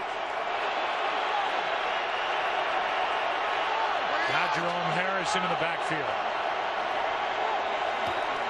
On 3rd down and 5. Stafford over the middle, broken up by Jenkins, trying to get it to Calvin Johnson. was good coverage by Mike Jenkins. He's going to come up, as you see. He does get a little bit of a contact there on Calvin Johnson, but he had help over the top, and so he was able to play the route underneath and just try to shadow Calvin Johnson as best he could, and he did a nice job. And really nowhere for Stafford to try to fit that throw. This is the 5th punt. The rookie Donahue. And it's a good one. Harris out of bounds. And so with 10.5 to go in the 3rd quarter, the Dallas Cowboys will get it at their own 27, up by 24. It has been a big day for the home team here in Arlington.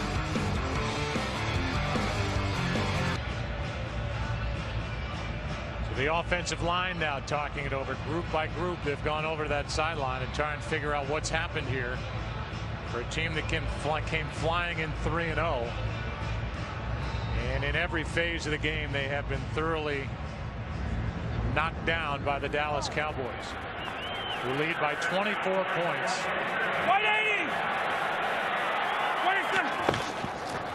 They fake the run. Romo throws, and he's picked off by Bobby Carpenter, and Carpenter makes a move down the sideline, still going.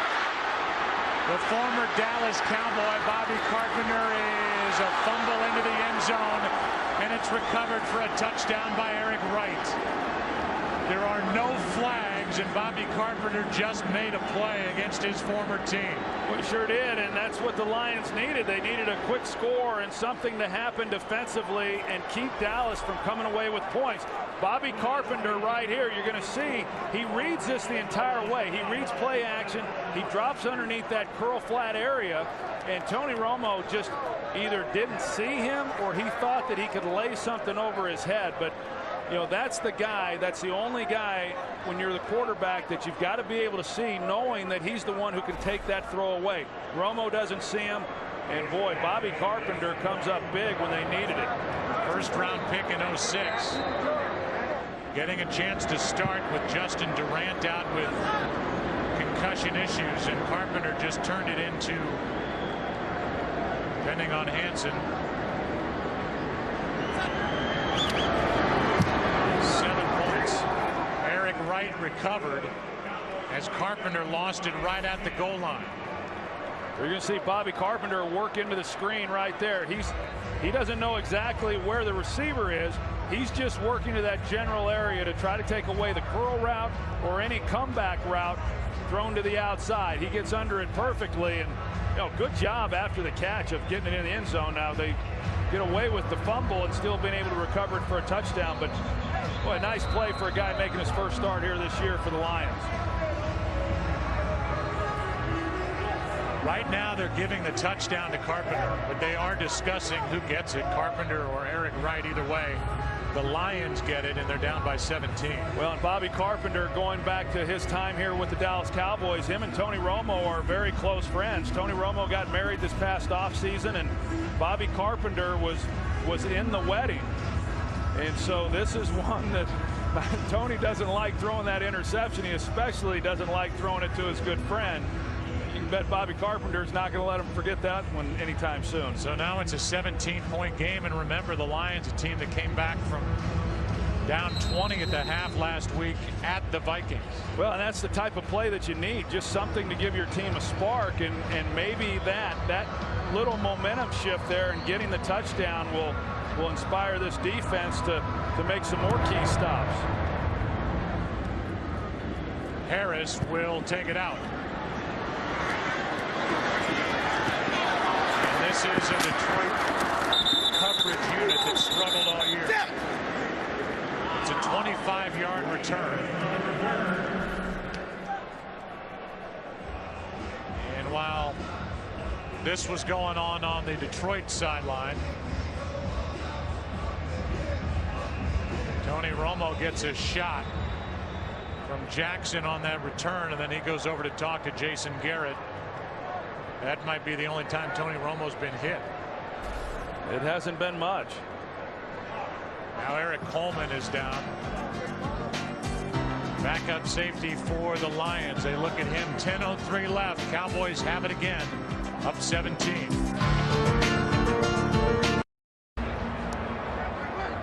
Eric Coleman limped off the field, and so he gets attention on the bench while the Cowboys start up by 17 at their 21. A handoff to Tashard Choice, who's out to the 28. We've got some injuries to show you. First of all, Eric Coleman is 24, and he was injured on that hit right there by his teammate down low, and then Bobby Carpenter on the return. You see Felix Jones slam down into the turf, the top running back for the Cowboys, playing with a separated right shoulder, wearing a harness on that shoulder, and that arm is hanging. Yeah, that's what it looks like. He re-injured going to the ground. Here is Choice, and a couple of good runs by Choice. A first down for Dallas. A game break. Here's Kurt Menefee. Well, like the Lions, the Bills came into the day 3-0. They're at Cincinnati, and a tighter game going on there. Andy Dalton, nice one-handed catch by Jermaine Gresham, pulls the Bengals to within 4, 17-13. That one late in the third. Joe Troy pass. Okay, Kurt, so 2 runs, and so far this defensive front for the Detroit Lions, which came in allowing 113 rushing yards per game. They have not been much of a challenge up front. Now Murray, the rookie. DeMarco pushes the pile. Nice gain of 4 as Llewellyn made the stop for the Lions. Yeah, you talk about the Lions run defense, and I mentioned it a little bit earlier. The Lions defensive front is really taught to just go after the quarterback. Don't concern yourself so much with the running game. It's obviously a passing league. We talk about that each and every week. Go after the quarterback, hit the quarterback, and play the run on your way to the quarterback. Because as Jim Schwartz explains it, when you do that, a lot of times you overrun some plays. You also open up some cutback lanes that we've seen at times by Dallas being able to exploit. Cowboys averaging 4.7 yards per rush. How about Robinson? How about that catch? As he has enough for a Dallas first down. This guy's got some unbelievable hands. That's about the 2nd or 3rd catch like that we've seen. A ball away when he's leaning on a defender to the inside, and to be able to separate, extend, and catch the ball like he just did, that's impressive. I've liked what I've seen of this young man. Going back to last week, what he was able to do in that game against the Redskins, and then again here this afternoon. Got up, limping and holding that right knee. He's at a career-high 116 receiving yards in the game. The handoff is to Murray. He makes a move inside the hole and picks up 7. Marco Murray, who came in with 10 carries, 27 yards in his rookie season, gets 7 yards as they try to fill in for Felix Jones. Well, the challenge for Dallas coming into this game was the offensive line, and they have met the challenge, whether it's in pass protection or running the football. And you know, these young players, 2 rookies, a 2nd-year player at center, and they've dominated what is an awfully good defensive front in every facet of this game. 180! 6.5 to go, 3rd quarter, and the handoff is to Murray, who spins for 1. No sacks allowed by the group up front for the Dallas Cowboys, and they're closing in on 100 yards rushing on the day. Yeah, and Hudson Houck, he's the offensive line coach. He was the line coach here for a number of years, and then he bounced around a little bit, and Jason Garrett brought him back to coach these young players up front, and he's done a nice job.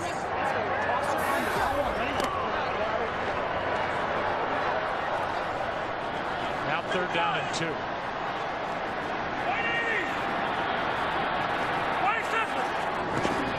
Out of the shotgun pass is intercepted. Houston, and now he's got room to run down the sideline, and Houston has just turned in another defensive score.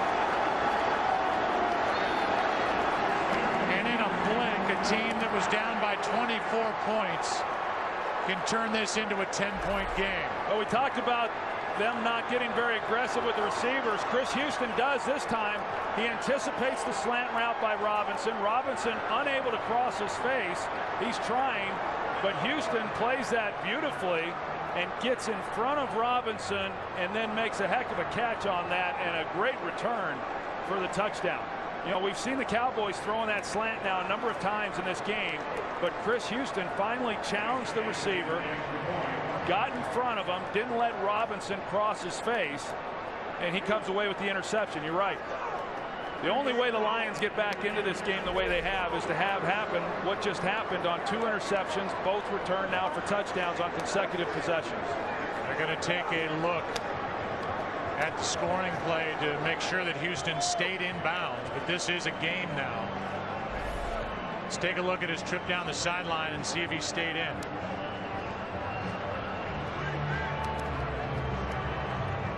He's in the entire way. So the Lions, with this defense, they came in 3rd ranked in the NFL, allowing the opponent's passer just a 69.1 rating. Top mark for a defense in the NFC. Behind the Jets and Tennessee across the NFL, and Tony Romo has thrown 2 interceptions. First career interception for Bobby Carpenter, which was followed by his first career touchdown. And now Chris Houston gets his first score. The last 3 Tony Romo passes, 2 of them have gone for what they call now a pick 6, an interception, and 6 points on the other end. Yeah, there's no doubt he's in bounds the entire way. Tony Romo, we saw him there on the sidelines. He's asking himself, what in the heck is going on? And what you've got to do if you're Detroit, when you're down like that, it's easy to play the game for the Cowboys when you're holding that kind of lead. And now all of a sudden this touchdown stands. They get the extra point, cut it to a 10-point game. It puts pressure back on this Cowboys offense, particularly Tony Romo.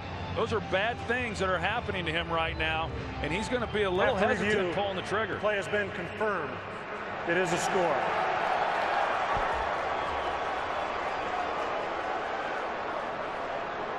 So the extra point to make it a 10-point game here in Arlington, Texas, and the Detroit Lions, because of their defense, has climbed right back in it.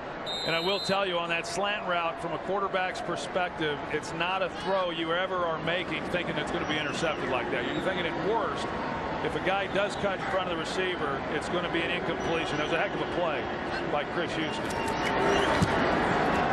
And that's Chris Houston, who we saw earlier frustrated on the bench. Palms up. I'm giving you my best. Well, he went 56 yards on the interception return for the touchdown. It's a 10-point game. If you stepped away for a moment thinking that this game was in the bag, it has changed in a blink because of 2 defensive scores, one by Bobby Carpenter, the latest, 56 yards on an interception return by Chris Houston. And with 5.5 to go in the 3rd quarter, it's a 10-point game with Dwayne Harris waiting for the kick from Jason Hanson, who starts inside the 20. Run out of breath before you get to the ball. So last week was the largest comeback in team history, and they've trailed by as many as 24 here today. And this drive will start at the 20. Well, this can be a crazy game as we welcome you inside our broadcast booth, and it was the defense for Detroit. It's gotten them back in the game, and now they're right back on the field. As you said, and I agree with you, there's pressure now on Dallas to not let this thing get any closer. Well, there's pressure on Tony Romo because right now he's got some negative thoughts, you know, after the last 2 throws that have been intercepted for touchdowns as to, okay, am I going to try to fit a tight throw in again, or how exactly am I going to play this? But yeah, 10-point game now with plenty of time. You got to believe the Detroit Lions, certainly defensively, they feel great. I didn't even think this has been a huge spark for the offense. See if that front for Detroit gets charged up here on this possession, and this is going to be 5 easy yards for the Dallas offense. Offside, defense, number 99, 5-yard penalty, first down. You could hear Corey Williams saying that there was movement on the Dallas offensive line. The officials weren't buying it. Matthew Stafford hasn't had to do anything in this second half, and his team is down by 10. No, I think Scott Linehan's telling him, hey, if we sit here a little longer, maybe we'll make this a 3-point game.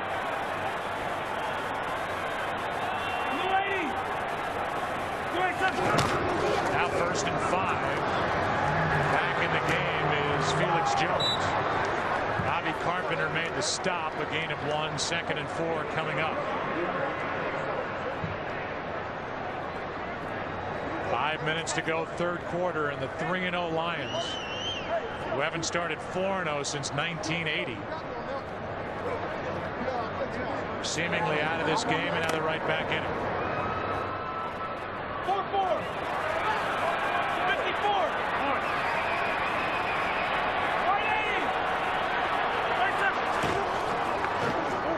Handoff to Felix Jones. If he's got a bad shoulder, it doesn't show. He carries the pile for 6 and a 1st down. You know, it's really nice by Felix Jones because of the speed that he possesses and his big play ability. A lot of times he gets regarded as strictly a perimeter runner, and he's obviously more than that, as we just saw. There was contact made, you know, right about the line of scrimmage, but yet he was able to keep his legs going and pick up that 1st down virtually on his own. Somebody up front for this Lions defense has to make a play. Yellow lady. Yellow lady. 55. Hey, kill. 180. 27. Romo to throw. Steps up and floats it for Des Bryant. Bryant with a catch. And they're saying he got both feet down. Let's take another look at the end of this play. As of now, 34 yards. Now it's coming back. He was bobbling, and when he has possession there, he just gets his left foot down, and then before he's taken out, the Cowboys trying to get it snapped. They're not going to be able to. Right. He's challenged the previous play of a completed catch versus incomplete. We'll review the play. Yeah, you're right. That bobble costs him the completion. Yeah, if he catches this clean right there, then he's going to be able to get both feet down. But instead, the left foot is the first foot down with possession before he's knocked out. I tell you, that was a good call there by Tony Romo at the line of scrimmage. You heard him say kill. He called off the running play. The Lions were stacked up at the line of scrimmage, one-on-one on the outside. He knew that, and then he got Des Bryant to go with the double move against Eric Wright. They had everything. They just weren't able to make the execution and keep him in bounds.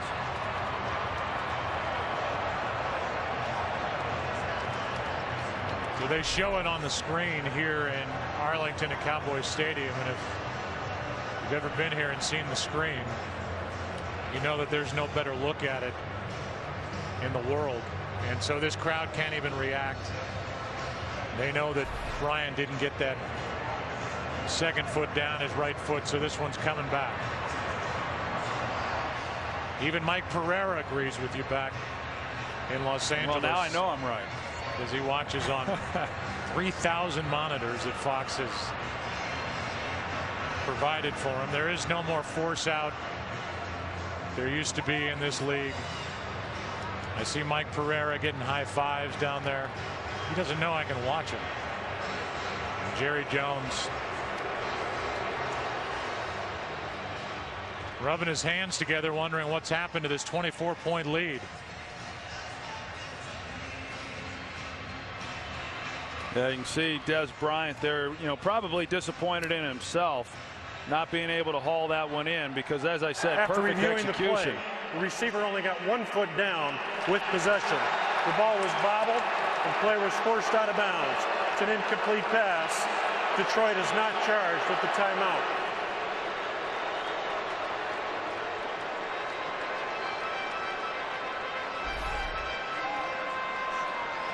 While the review was going on, he got into it with Delmas.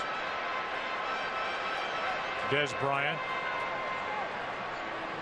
And then for good measure, Lawrence Jackson came over, and Jim Schwartz reacted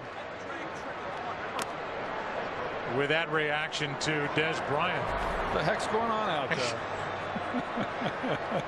Thanks, Vince.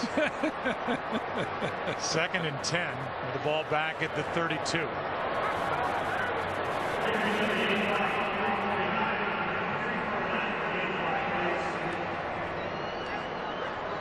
Jim Schwartz is not a shy guy and is no shrinking violet. It's taken a lot to try and reverse course with this organization and change the mindset within that locker room. And he's done a tremendous job as he coaches here in his 3rd season.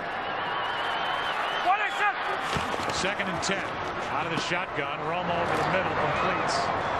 That's Martellus Bennett. Brings up a 3rd down and short as Bennett got 7. And see now here what happens on this 3rd down is to, whether or not the Lions are able to make a stop. The Cowboys, converting very well here in this ball game, over 50% up to this point. But if the Lions are able to make a big stop here and get the ball back to their offense and not give up any points on this drive, I think that's going to be pretty good stuff for them defensively, and then see what their offense is able to do after not having been on the field for a while.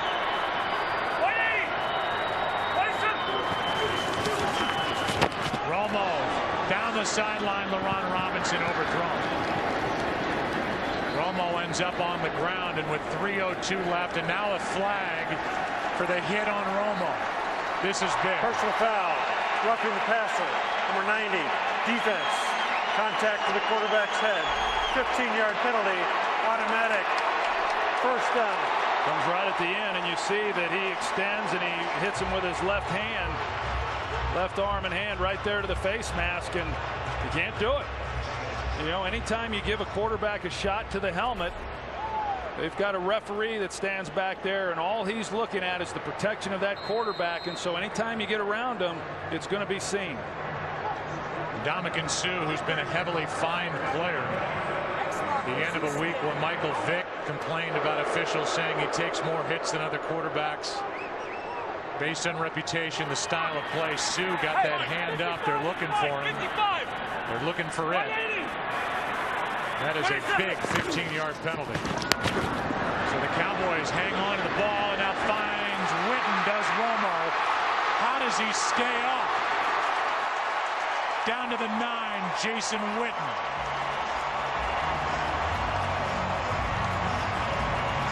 A great pocket by the offensive line. Tony Romo's able to step up, and we talked about it a little bit earlier, the free release there by Jason Witten, but I think it had more to do with the vision that Tony Romo had off of the play action, no one in his face, and he was able to find Jason Witten pretty easily in that scene. John Wendling hit Witten with a ball in the air. There was a bobble.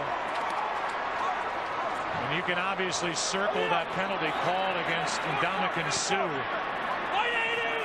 as something that could be crushing to the Lions' comeback effort. As Choice carries it forward for 2 yards. We'll go back and take a look at that last throw to Witten, and the pass rushers go to the outside, and the pocket then that Romo has to step up. It buys him some time to let Witten get down the field, and not bad coverage overall. I mean, they didn't jam him at the line of scrimmage. Still a ball that had to be fitted in. Good concentration by Witten, even after the bobble of being able to secure it. 37-yard completion. Now it's 2nd and goal. With the ball at the 7.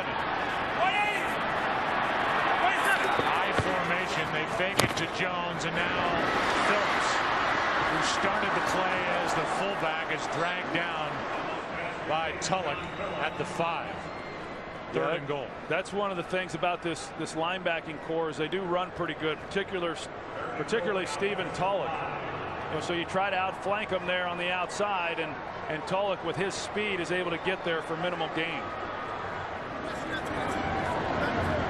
Stafford's going to have to get loose again. Under a minute to go in the quarter. 3rd down and goal.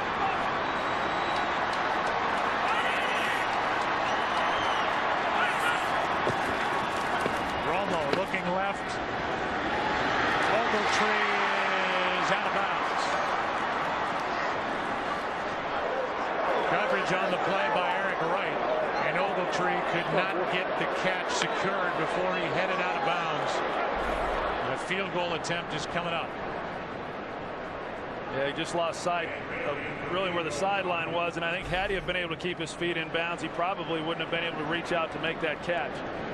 But even after giving up the roughing the passer penalty to extend this drive, not bad there defensively by the Lions, at least forcing the Cowboys here into 3 points.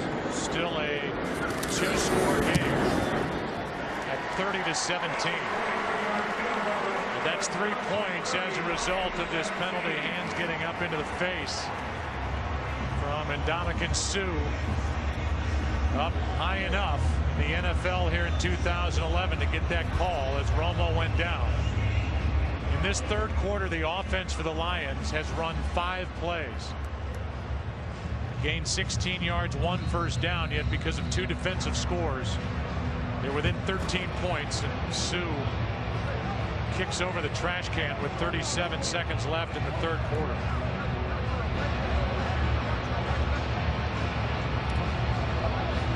Romo, meanwhile, has thrown 2 interceptions for touchdowns. Taking the ball down the field for 1 touchdown drive, and the latest a field goal of 23 yards from Dan Bailey.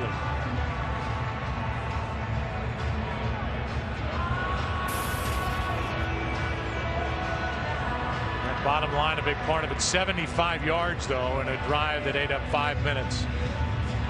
And now Stephon Logan will wait for the kick from Bailey.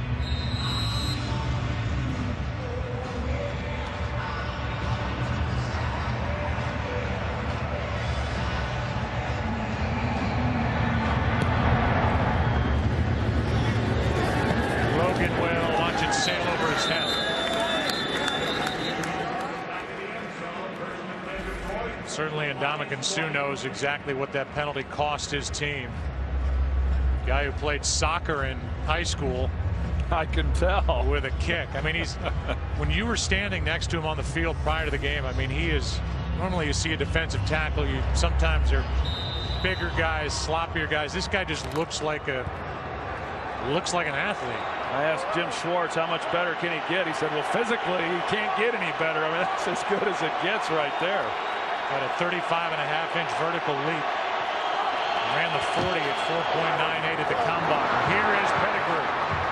Wide open down the middle of the field, and a good start to this drive. 22 yards to the big tight end, Brandon Pettigrew. And Victor Butler, he just turns him completely loose. A breakdown in coverage. We've seen that a few times now from the Cowboys. The Lions just have failed to take advantage of it until that last reception by Pettigrew. And the Lions moved it best. They did it this way with a hurry-up offense as Best carries it up the middle for 2, and that's how the quarter will end. It's a 13-point game in Texas. Back after this from your local Fox station.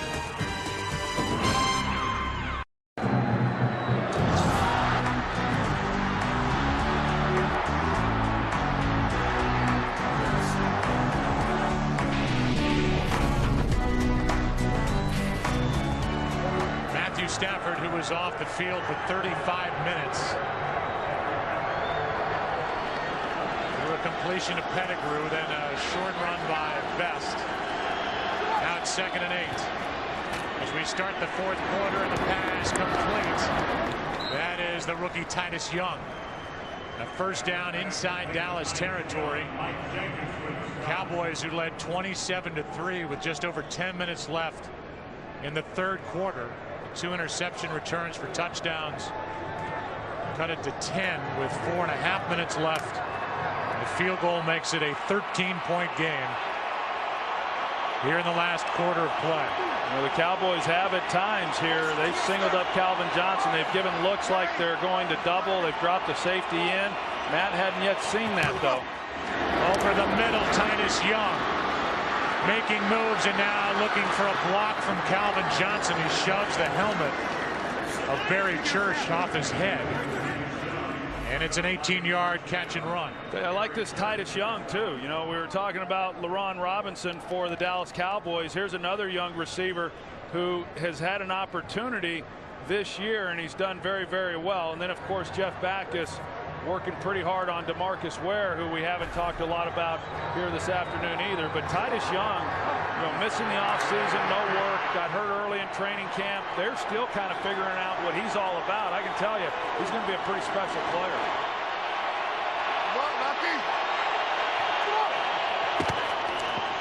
On first down all day for Stafford, who goes to the end zone. Jump ball, touchdown. Megatron is in for the touchdown. Calvin Johnson. That is unbelievable right there. Calvin Johnson comes off the ball. Matthew Stafford sees that he's not open, that there's two defenders down there covering him, and he just alley-ooped it. I mean, he just threw it up in the air saying, okay, I'm going to give my guy a chance. I talked to Matthew Stafford before the game on the field, and I asked him about this very thing, and he said he gets double covered so much that you have to sometimes just give him a chance knowing that he has a size advantage, and that's exactly what just happened. This to make it a 6-point game. The Lions did it last week to the Vikings, down 20-0 at the half. They have come roaring back here today. 2 defensive touchdowns, now 1 to Megatron to make it 30-24. Calvin Johnson and Stafford hook up again. Today's game is sponsored by Corona Extra, who invites you to find your beach. By Burger King, where you can enjoy the flavor of soft serve in several delicious combinations. And by Universal Pictures, The Thing, in theaters October 14th. They call Calvin Johnson Megatron because of his size and his speed. 6'5", 236. And he just went up to get that jump ball for his 7th receiving touchdown of the season. Pro Bowler last year with 12 touchdown catches. He should blow by that here in 2011. Stafford was 4 for 4 on that drive. Harris stays in the end zone. Another look at that touchdown throw and reception. As Calvin Johnson came off the ball, it wasn't anything in particular. He's just running a seam route, but you see he's kind of positioning himself, and the big thing was Matthew Stafford was not getting any pressure in the pocket, so he was holding it, and then as soon as he sees that Calvin Johnson's in a position to make a play, he just throws it up. I mean, Randy Moss is the only other guy that I can think of that you would even attempt something like that. Michael Irvin used to ask me to do that all the time, but he wasn't quite as gifted as Calvin Johnson in being able to haul that one in. Church playing for the injured Sensabaugh out with a concussion. That's the word we're getting from the sideline. On first down out of the backfield, Felix Jones. And now up front they make a play. April made the hit, and he was there with Houston, who has an interception. Return for a touchdown. It's 2nd and 9. Well, it's pretty obvious watching this defense and the energy now that they're playing with and their ability really to pursue the football. They've been outstanding here in this second half. Last week they made the key stops when they had to, and their offense then scored the points. This week, not only have they made the stops, but they more importantly have scored the touchdowns for them.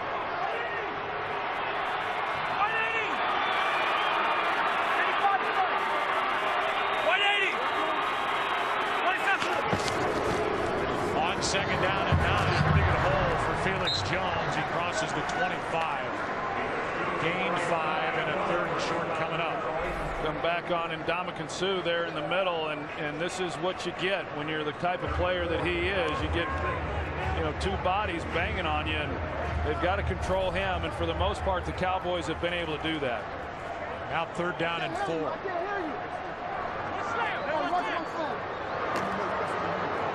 Enough time for Romo to change the play at the line if he wishes.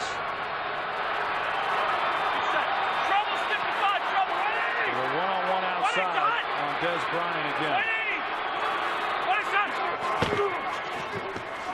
Romo floats it for Witten, and he and Witten not on the same page. And exactly what the Lions defensively needed, a 3-and-out with 12 minutes to play. Yeah, I'm not sure exactly. You don't see this very often between these two guys, Jason Witten and Tony Romo. They've been playing together for quite a while now, and usually it's like clockwork, but Jason Witten clearly thinking that ball was going to be thrown up the seam. I think maybe Romo thought that with coverage he could hit the back shoulder, but a miscommunication and a great stop there defensively by the Lions. Pryor hits a high hanging. Logan with a fair catch at his own 33. Red eyes and all, little tap on the helmet for Romo. What a game this has turned into. Lions have it down 6.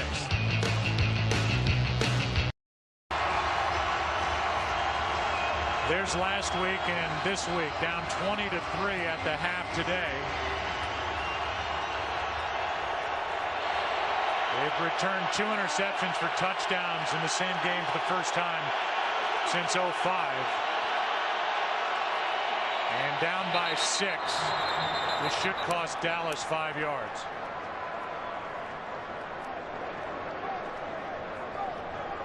Neutral zone infraction, number 93. Defense. 5-yard penalty. First down. They get Anthony Spencer as we look ahead to next week, week 5 in the NFL. And here are the matchups. Seahawks and Giants, Eagles and Bills, which is obviously a very good game. Saints, Panthers, Cardinals, Vikes, Buccaneers, and 49ers starting with a Built Ford Tough. Fox NFL Sunday pregame show at noon Eastern, 9 a.m. Pacific. Defense trying to get this crowd back into it. Matthew Stafford able to use the hard count on that last play, which drew the offsides. Now they have to go silent. Stafford goes for Johnson, and he almost came down with that. He is double covered and covered well, and yet somehow you still expect him to make the catch. Well, you do, and Mike Jenkins, who's really just hoping and praying that he doesn't haul this in, and after this play, Jenkins is walking back shaking his head like, not in my house, and it was really just Calvin Johnson not being able to haul it down.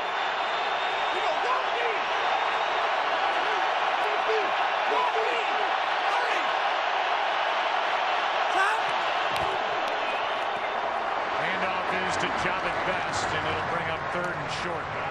So he picks up 3. If you're one of these corners out there, you've got Calvin Johnson. I know, Joe, you said, 6'5", 235. I think he's bigger than that, to be honest with you. I mean, I don't know that he's much taller than that, but he's probably 240 or more. And the jumping ability of his, no matter what you do to him, knowing that, hey, they could throw it up. They could right now, too, with Terrence Newman on. Stafford looks that way, throws, and completes for the first down. So Rob Ryan was aggressive. Newman gets up, slapping at the turf, and on 3rd down and a couple, the completion to Calvin Johnson. Well, he shouldn't be slapping the turf because there's really not much he can do. You're guarded against him in that situation, 3rd and short. You're playing the run. You got to expose your corner and not give up the big play. Best is slammed down by Spencer. A loss of 1.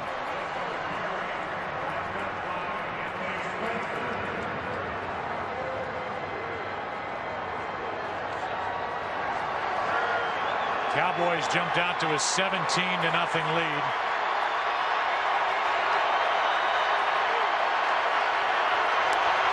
Led by 24 points with 10 plus to go in the 3rd quarter. Now it's a 6-point game.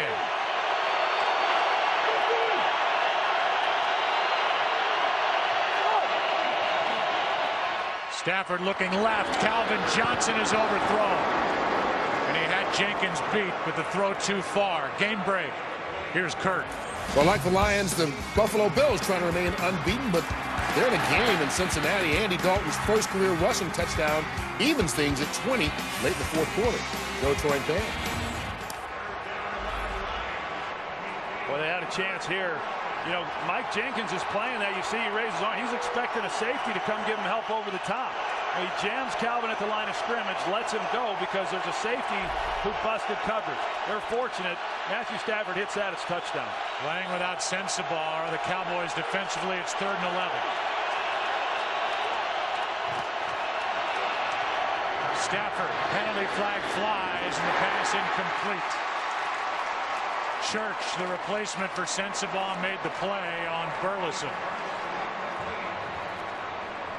And this call is against Detroit. Holding. Number 76. Offense. Penalty's been declined. Result of the play. 4th down. So Rob Ryan's group comes up with a stop. Yeah, it was a good stop by Dallas because Detroit had a couple of opportunities there, and of course the holding penalty on the last play would have brought it back, but Stafford had a couple of guys open that they failed to take advantage of. Donahue punts him. Harris stays away. Penalty flag is on the ground, and this ball will be tapped at the 5. Flag is down on the near sideline. Good punt by the rookie Donahue. 45-yard punt. Nothing on the return, and we'll get the call from John Perry. Green to kick. Holding. Number 20 of the return team. Half the distance to the goal. 1st and 10. Dalton. They get Allen ball. Cowboys are backed up near their own end zone, up by 6. Today's game is sponsored by the Ford F-150, the only truck available with EcoBoost. This is the first time the Cowboys have started inside their own 20. This time they start inside their own 3. Up by 6. Under 10 to go. 55. 190. What is on? Hold on.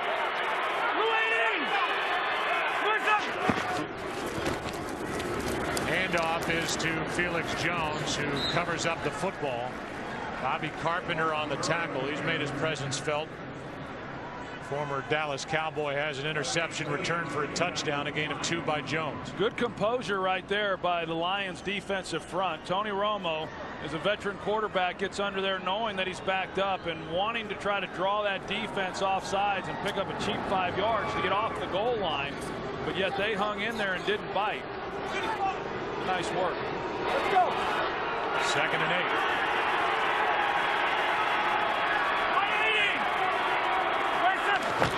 Go, go. Handoff is to Choice. And he got nothing. Now that defensive front, with all of their abilities, Tulloch made that tackle, but up in front of that linebacking group, you got Sue and Averill and Corey Williams and Vanden Bosch. Big bodies, and they can make a big difference in this spot, 3rd and 8. Yeah, you got to be real smart about this offensively for Dallas. I wouldn't be surprised to see them come out here with some type of screen pass, but he's in the pocket holding it for very long. He'll be in the end zone.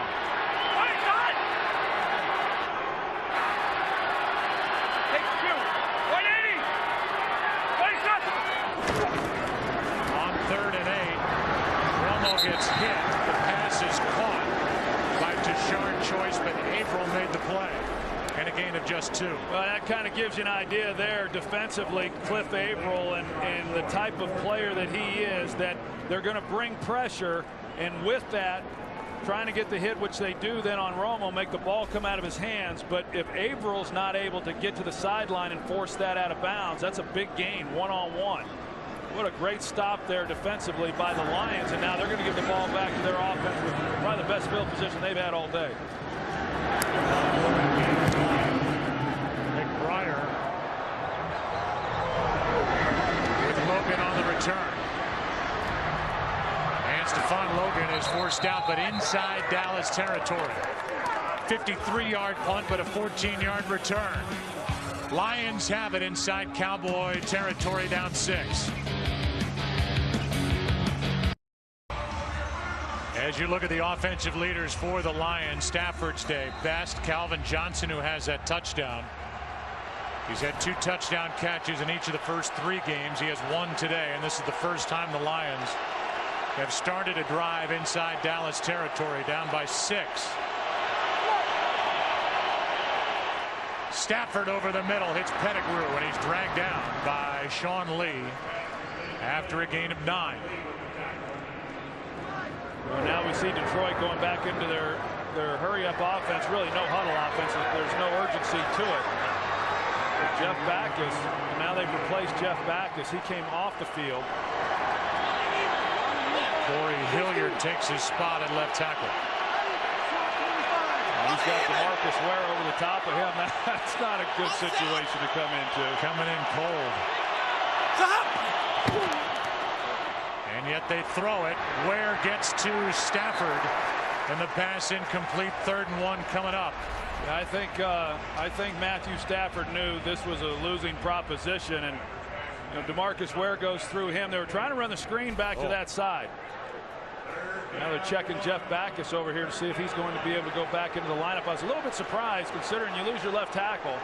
They wanted to go the no huddle, but that's asking a lot of a guy coming in, Corey Hilliard, coming in cold, trying to pick something up like that quickly. Dangerous tackle on Stafford. He's okay. And now Ware is looking at Hilliard again. And on 3rd down and 1, a 1st down carry by Keelan Williams. He takes it to the 30 with under 7 to go. That was a nice execution up front. You're going to see the block down here, and then with the pull and the kick out. And that's what opens the lane then for Keelan Williams. He comes through, he kicks out on DeMarcus Ware in a nice little running lane there on 3rd and 1. And I think that, Joe, even if they hadn't have made that, as long as they didn't lose a ton of yardage, that was probably 4-down territory from where they were. Keelan Williams, who was with the Redskins and Mike Shanahan last year. What happened? On 1st down, he gets it again. Over the right side, penalty flag flies. Looks like a hold as Perry threw it. Holding, number 66. Offense, 10-yard penalty, 1st down. Former Dallas Cowboys, Stephen Peterman.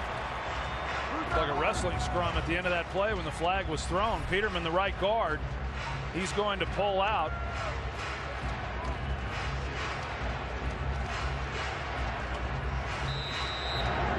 Quite see the hold. It was called on Peterman, the right guard, against Keith Brooking. Brings up 1st and 20.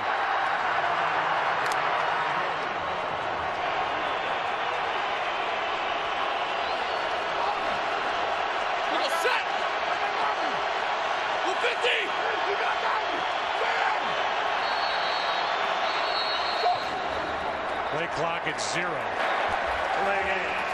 I don't know what it is. Every time they have a penalty, they get a delay of game. The last time in the 1st half when they had delay of game, they had a penalty on the play before, and then they can't get the ball snapped. And they had a pretty good situation based on a pre-snap look right there because Calvin Johnson was one-on-one on Terrence Newman. Jeff Backus back in the game at left tackle. 1st and 25. It looks like they're going to give Calvin Johnson one-on-one coverage again here. Down at the bottom. Stafford looks right, hits Titus Young, and the tackle made immediately by Terrence Newman. A gain of 9 on 1st and 25. Here's what's on the line right now for the Cowboys. Their biggest collapse in a game. 24 points.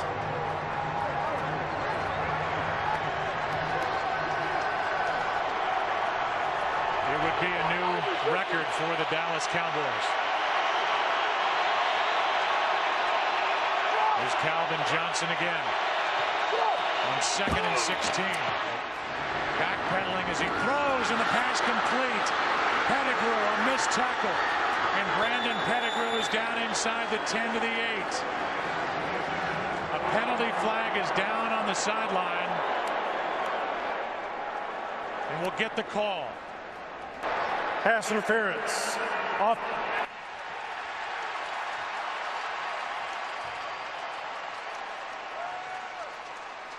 Correction. Illegal block in the back. Number 13. Offense. 10-yard penalty. 2nd down. They get Nate Burleson for an illegal block in the back. And instead of a 1st and goal at the 7, this will move the ball back. And it wasn't a block that he really had to make. You know, right there, it didn't look like Terrence Newman was really going to threaten Pettigrew too much on the tackle. And you saw Matthew Stafford, he saw it immediately, even before the flag was thrown. They still haven't placed the ball down. And they're going to place it at the 33.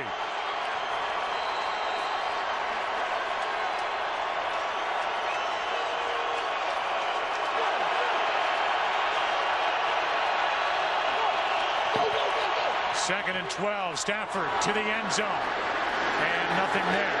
But they're going to throw a flag. Terrence Newman and Titus Young. And it's pass interference. But against which side? No early indication. Rob Ryan thinks it's against Detroit. And it is.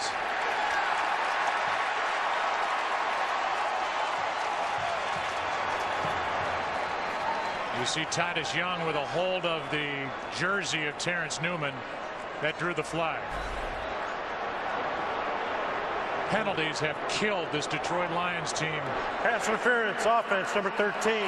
Penalty's been declined. Third down. They're going to decline the penalty and make it third down. Well, it's interesting that they're declining it.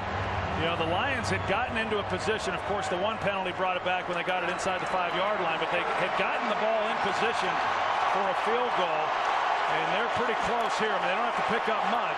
You know, if you're Stafford, you take a shot down the field. If it's not there, just know that if you pick up 5 or 6 yards, you're really helping out your kicker and trying to get field goal. Third down and 12. Stafford underneath. Incomplete for Best. On this drive, 4 penalties called. A big one on Burleson for a block in the back. The most recent one for pass interference on Titus Young declined, and now it's fourth down with under 4.5 to play. And Hansen is on the field to try and make this a 3-point game. Yeah, penalties the undoing of the Lions on that possession, but you know, Stafford using his head on that last play. He didn't want to give up the sack. There was pressure on him. He got it underneath. Now they failed to get any yards because of the incompletion. 51-yard try. This would equal Hansen's season long. Jason Hansen, perfect. And it's a 3-point game.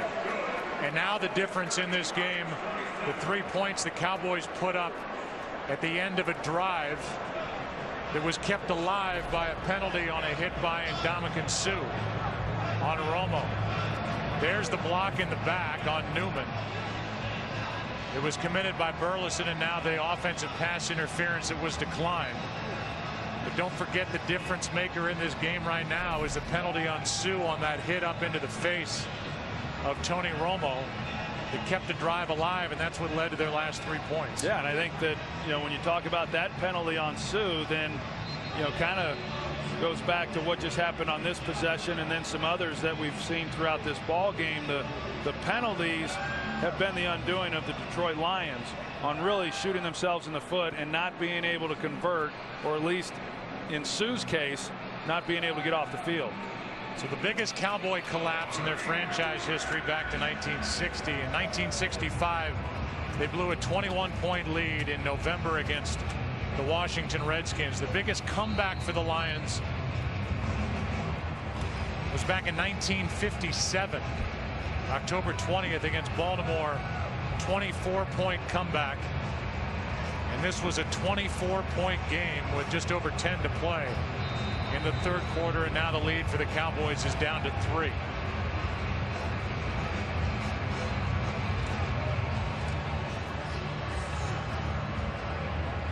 Hansen will kick it away. Lions have all 3 of their timeouts remaining, and this drive will start at the 20 for Dallas. Here's that big penalty, the only points put up by Dallas, and now the difference in this game here in the second half is that hit up high to Ndamukong Suh, who came over, kicked the trash can, and that led to the only points over the last 5 Cowboy possessions. 2 interceptions for Detroit touchdowns, the field goal, the end of that drive, and now 2 3-and-outs. Well, and each time this Cowboys offense has taken the field here in the second half, things have gotten just a little bit tighter, and the margin for error has gotten a lot smaller. From the 20, they'll start with a throw, and over the middle, this one is picked off. Intercepted by Tulloch. A penalty flag is down. And the indication is hold against Dallas. That pick should stand. Holding. Number 63. Offense. Penalties decline. Result of the play. 1st and 10. And the 3rd interception of this half thrown by Romo. Yeah, the hold was against Sue, and Tony's in the pocket. He's just trying to lay one down the middle. Stephen Tulloch, who is expecting that, he's the middle linebacker playing depth, and he gets underneath Witten, but you know, they got the pressure in Romo's face one of the few times they have, and he tried laying it and just can't do that down the middle of the field like that when you're lobbing one. So 3 second-half crushing interceptions thrown by Romo.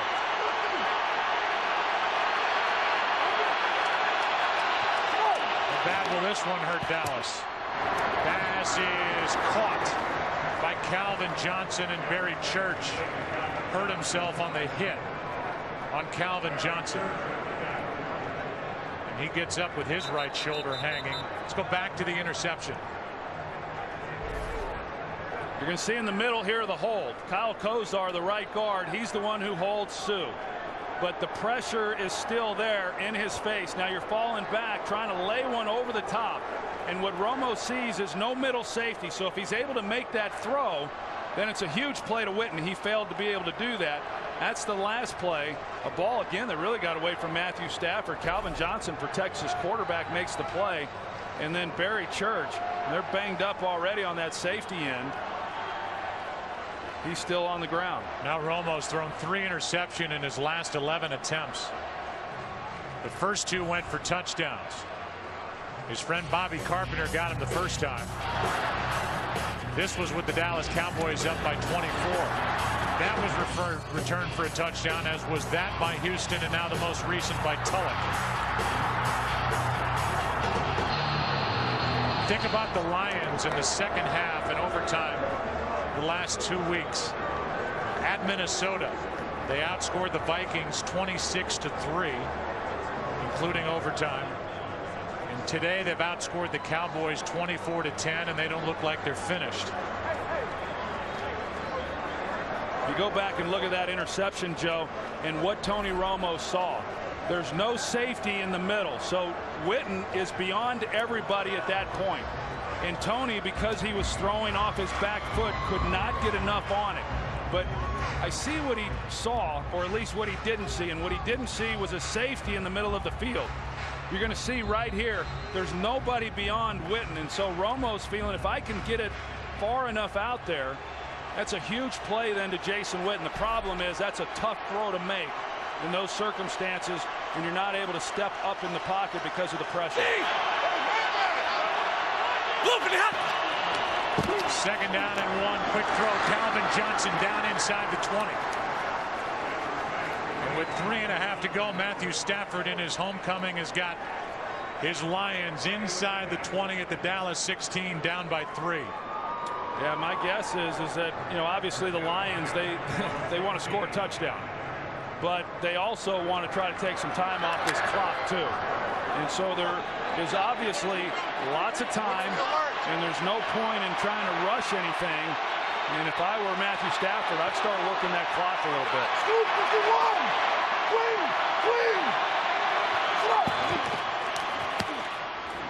Best.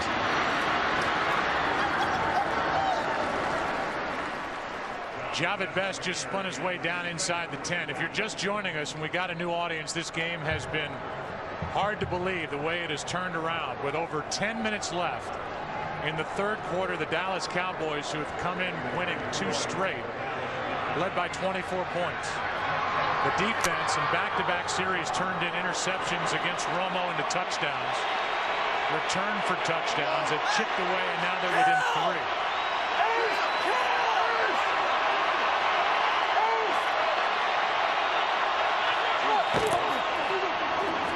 Handoff to Best. He's got a first down inside the 5. job at best. I'm impressed with what I've seen of him. I mean, he's just been knifing his way in that defense here for the last few possessions. 2 minutes left in this game in Arlington, Texas. The finish coming up.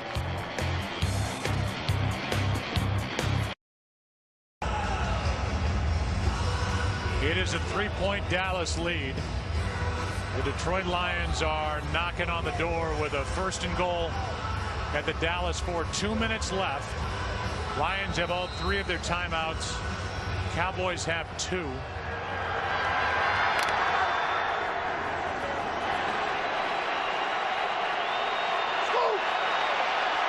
we go.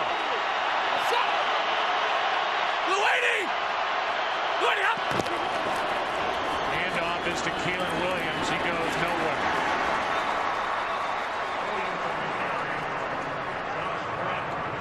And a timeout is taken by the Dallas Cowboys. I'll give you a recap, and it's like a seesaw. All Dallas early. Des Bryant with 2 touchdown catches. A 17-0 lead at the start. Witten got in on the fun. But then it was the Detroit defense. Bobby Carpenter, interception, return for a touchdown. Houston the same. Tulloch with the latest pick, setting up this opportunity, and what a roller coaster it's been through 4 games for Tony Romo. The GOAT after week 1. A hero after week 2 and 3. 3 second-half interceptions here today to allow the Lions back in at best. Nowhere to go. And now 3rd and goal coming up, and the Cowboys will take their final timeout. Marcus Spears got the start in place of the injured Jason Hatcher. Was the first one there, and now it's 3rd and goal. Yeah, you see what Detroit was trying to do is, run the ball, and if they don't make it, then force Dallas to call that timeout. But now with it being 3rd down, they would love to run it here, and if they don't make it, then they can run the clock down. But I don't think that's what gives them the best chance to score the touchdown from where they're at on the field. I mean, so they're going to have to throw it, and it's either then going to be a touchdown and a Detroit Lion lead, or it's going to be incomplete with still plenty of time left on the clock. And what you then would figure would be a tie game. That's right.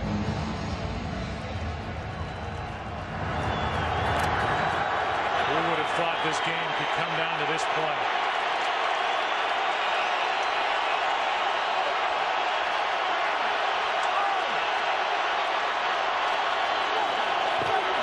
Stafford pulls it back, throws it, penalty flag flies. The pass incomplete for Pettigrew, and it is a hold,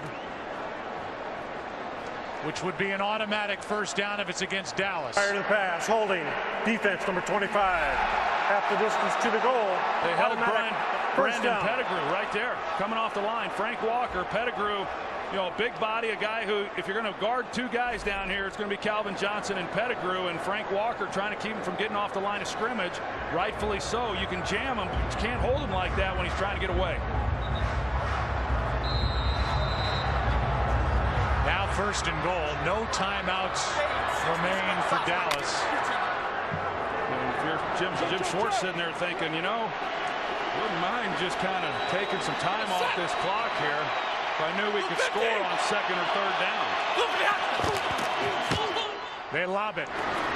Calvin Johnson with a touchdown, but a flag is down in the back of the end zone. Defense, 12 men on the field at the snap. Penalties decline. Result of the play, touchdown. And for Calvin Johnson, that is 4 straight games with 2 touchdown catches in each, and this one puts Detroit on top for the first time today. 12 men on the field against Rob Ryan's defense, and this comeback for the moment has Detroit on top with a chance to go on top by 4. Well, you can't double them down here. When you get that close to the goal line, you've got to cover them with one guy. Terrence Newman, he draws the short straw. And as we've talked about, Matthew Stafford, he knows that he's got a size advantage with Calvin Johnson. Just give him a chance. Calvin Johnson came down pretty hard. He's got 8 touchdown catches, 2 in each game, but now a minute 39 remains for the Cowboys, who will get it back, but no timeouts, and this would be the biggest collapse in Cowboy history. 3 weeks after they blew their first game in the fourth quarter when leading by 14 or more at the Jets. A big extra point makes it a 4-point game. The Lions are a minute 39 off this clock away from starting 4-0. This is remarkable. You know what we've seen throughout that first half. The Lions played about as poorly as they could play, and even to start this second half. And the only chance they really had of getting back into this game was to have some big plays made by their defense. And the defense not only made the big plays, but they got the touchdowns as well to really help out this offense. And you could see the momentum starting to shift at that point. And then the defense started getting the stops that they had last week against the Vikings. And you know, this is remarkable that 2 weeks in a row the Lions would come back from those type of deficits. That's hard to do at any time, especially difficult to do on the road. Lions have outscored the Cowboys 31-3 over the last 23.5 minutes. And again for Detroit, the last 2 games in the second half and overtime, they've outscored the Vikings and Cowboys by a combined 57-13. That's what they've done in this game alone against Dallas. 14 of them directly put up by the defense on interception returns for touchdowns by Carpenter and Houston. And so with a minute 39 left, down by 4, Tony Romo can rescue what has been a nightmare second half and a historic Dallas Cowboy collapse. Yeah, and for the Lions defensively, I mean, it comes down to them. It comes down to them being able to make a play, and I don't know that Jim Schwartz would like it any other way. But as bad as it has been here in this second half for Tony Romo, you're right. I mean, he's one play, he's one possession away from still being able to come out of this thing with a win. Over the middle, it's Witten. Jason Witten gets 9.5. No timeouts. No timeouts, and Detroit will give up the underneath things. They just don't want the receivers catching the ball, getting out of bounds, and stopping the clock. Pass caught by Witten, left alone, and he's got a first down. Tony Romo's pretty good in these situations. He'll take that and get it down the field to at least give himself a chance at the end of regulation to take some shots into the end zone. He gets it to Witten, who hops out of bounds. So 3 in a row to Jason Witten. And still over a minute to go as the Cowboys try and rescue this game, or the Lions try and make a stop and start 4-0 for the first time since 1980. You know, you watch these situations over and over, and a lot of times younger quarterbacks, they think they've got to get it all at one time. You can get the ball down the field pretty quickly by taking those 8-9-yard completions because the defense is so guarded about giving up the big play. I mean, already, as you said, Cowboys are almost at midfield. In 38 seconds. Here's Felix Jones. Gets a block momentarily from Ogletree. And he takes it to the 45 of Detroit. Chunking their way down the field with 46 seconds left.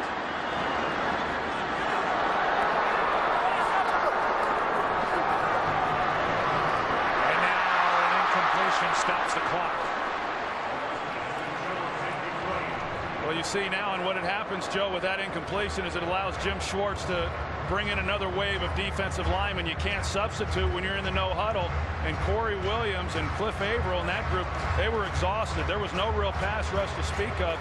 The incompletion, the drop by Felix Jones, allows now a fresh set of down linemen to rush Romo. Lawrence Jackson comes in along with Willie Young. Vandenbosch on the sideline. 2nd and 10.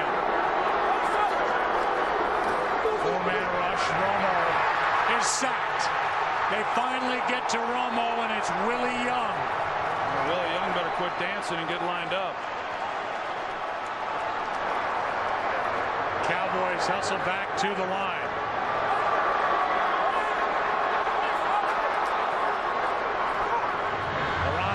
and bobbles it incomplete. And now the Lions are 11 seconds away from a 4-0 start.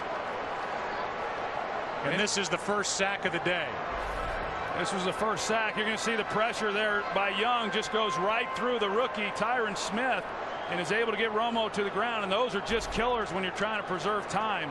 Right now, if they complete anything inbounds, they're going to have a hard time getting another snap off. They've got to get something to the sidelines, because I don't know from here if Romo's got near enough arm to get this thing into the end zone for a Hail Mary. Maybe something quick to the sideline to get it on the next play. As is caught, a broken tackle, and Felix Jones has given the Cowboys at least a chance. He makes a tackle there. It's game over. He went right through Eric Wright, who had a chance to end the game. Well, they get one shot now. Well, now that's fourth down.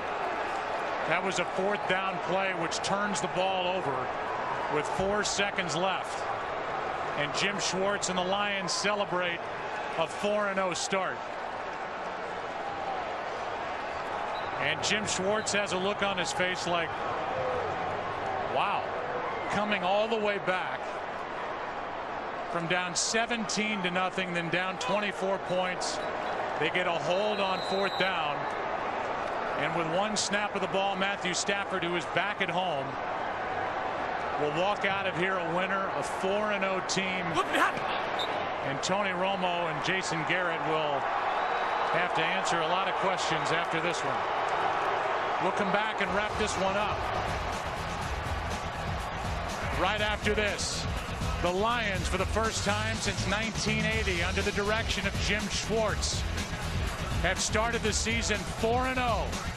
Back to wrap up after this.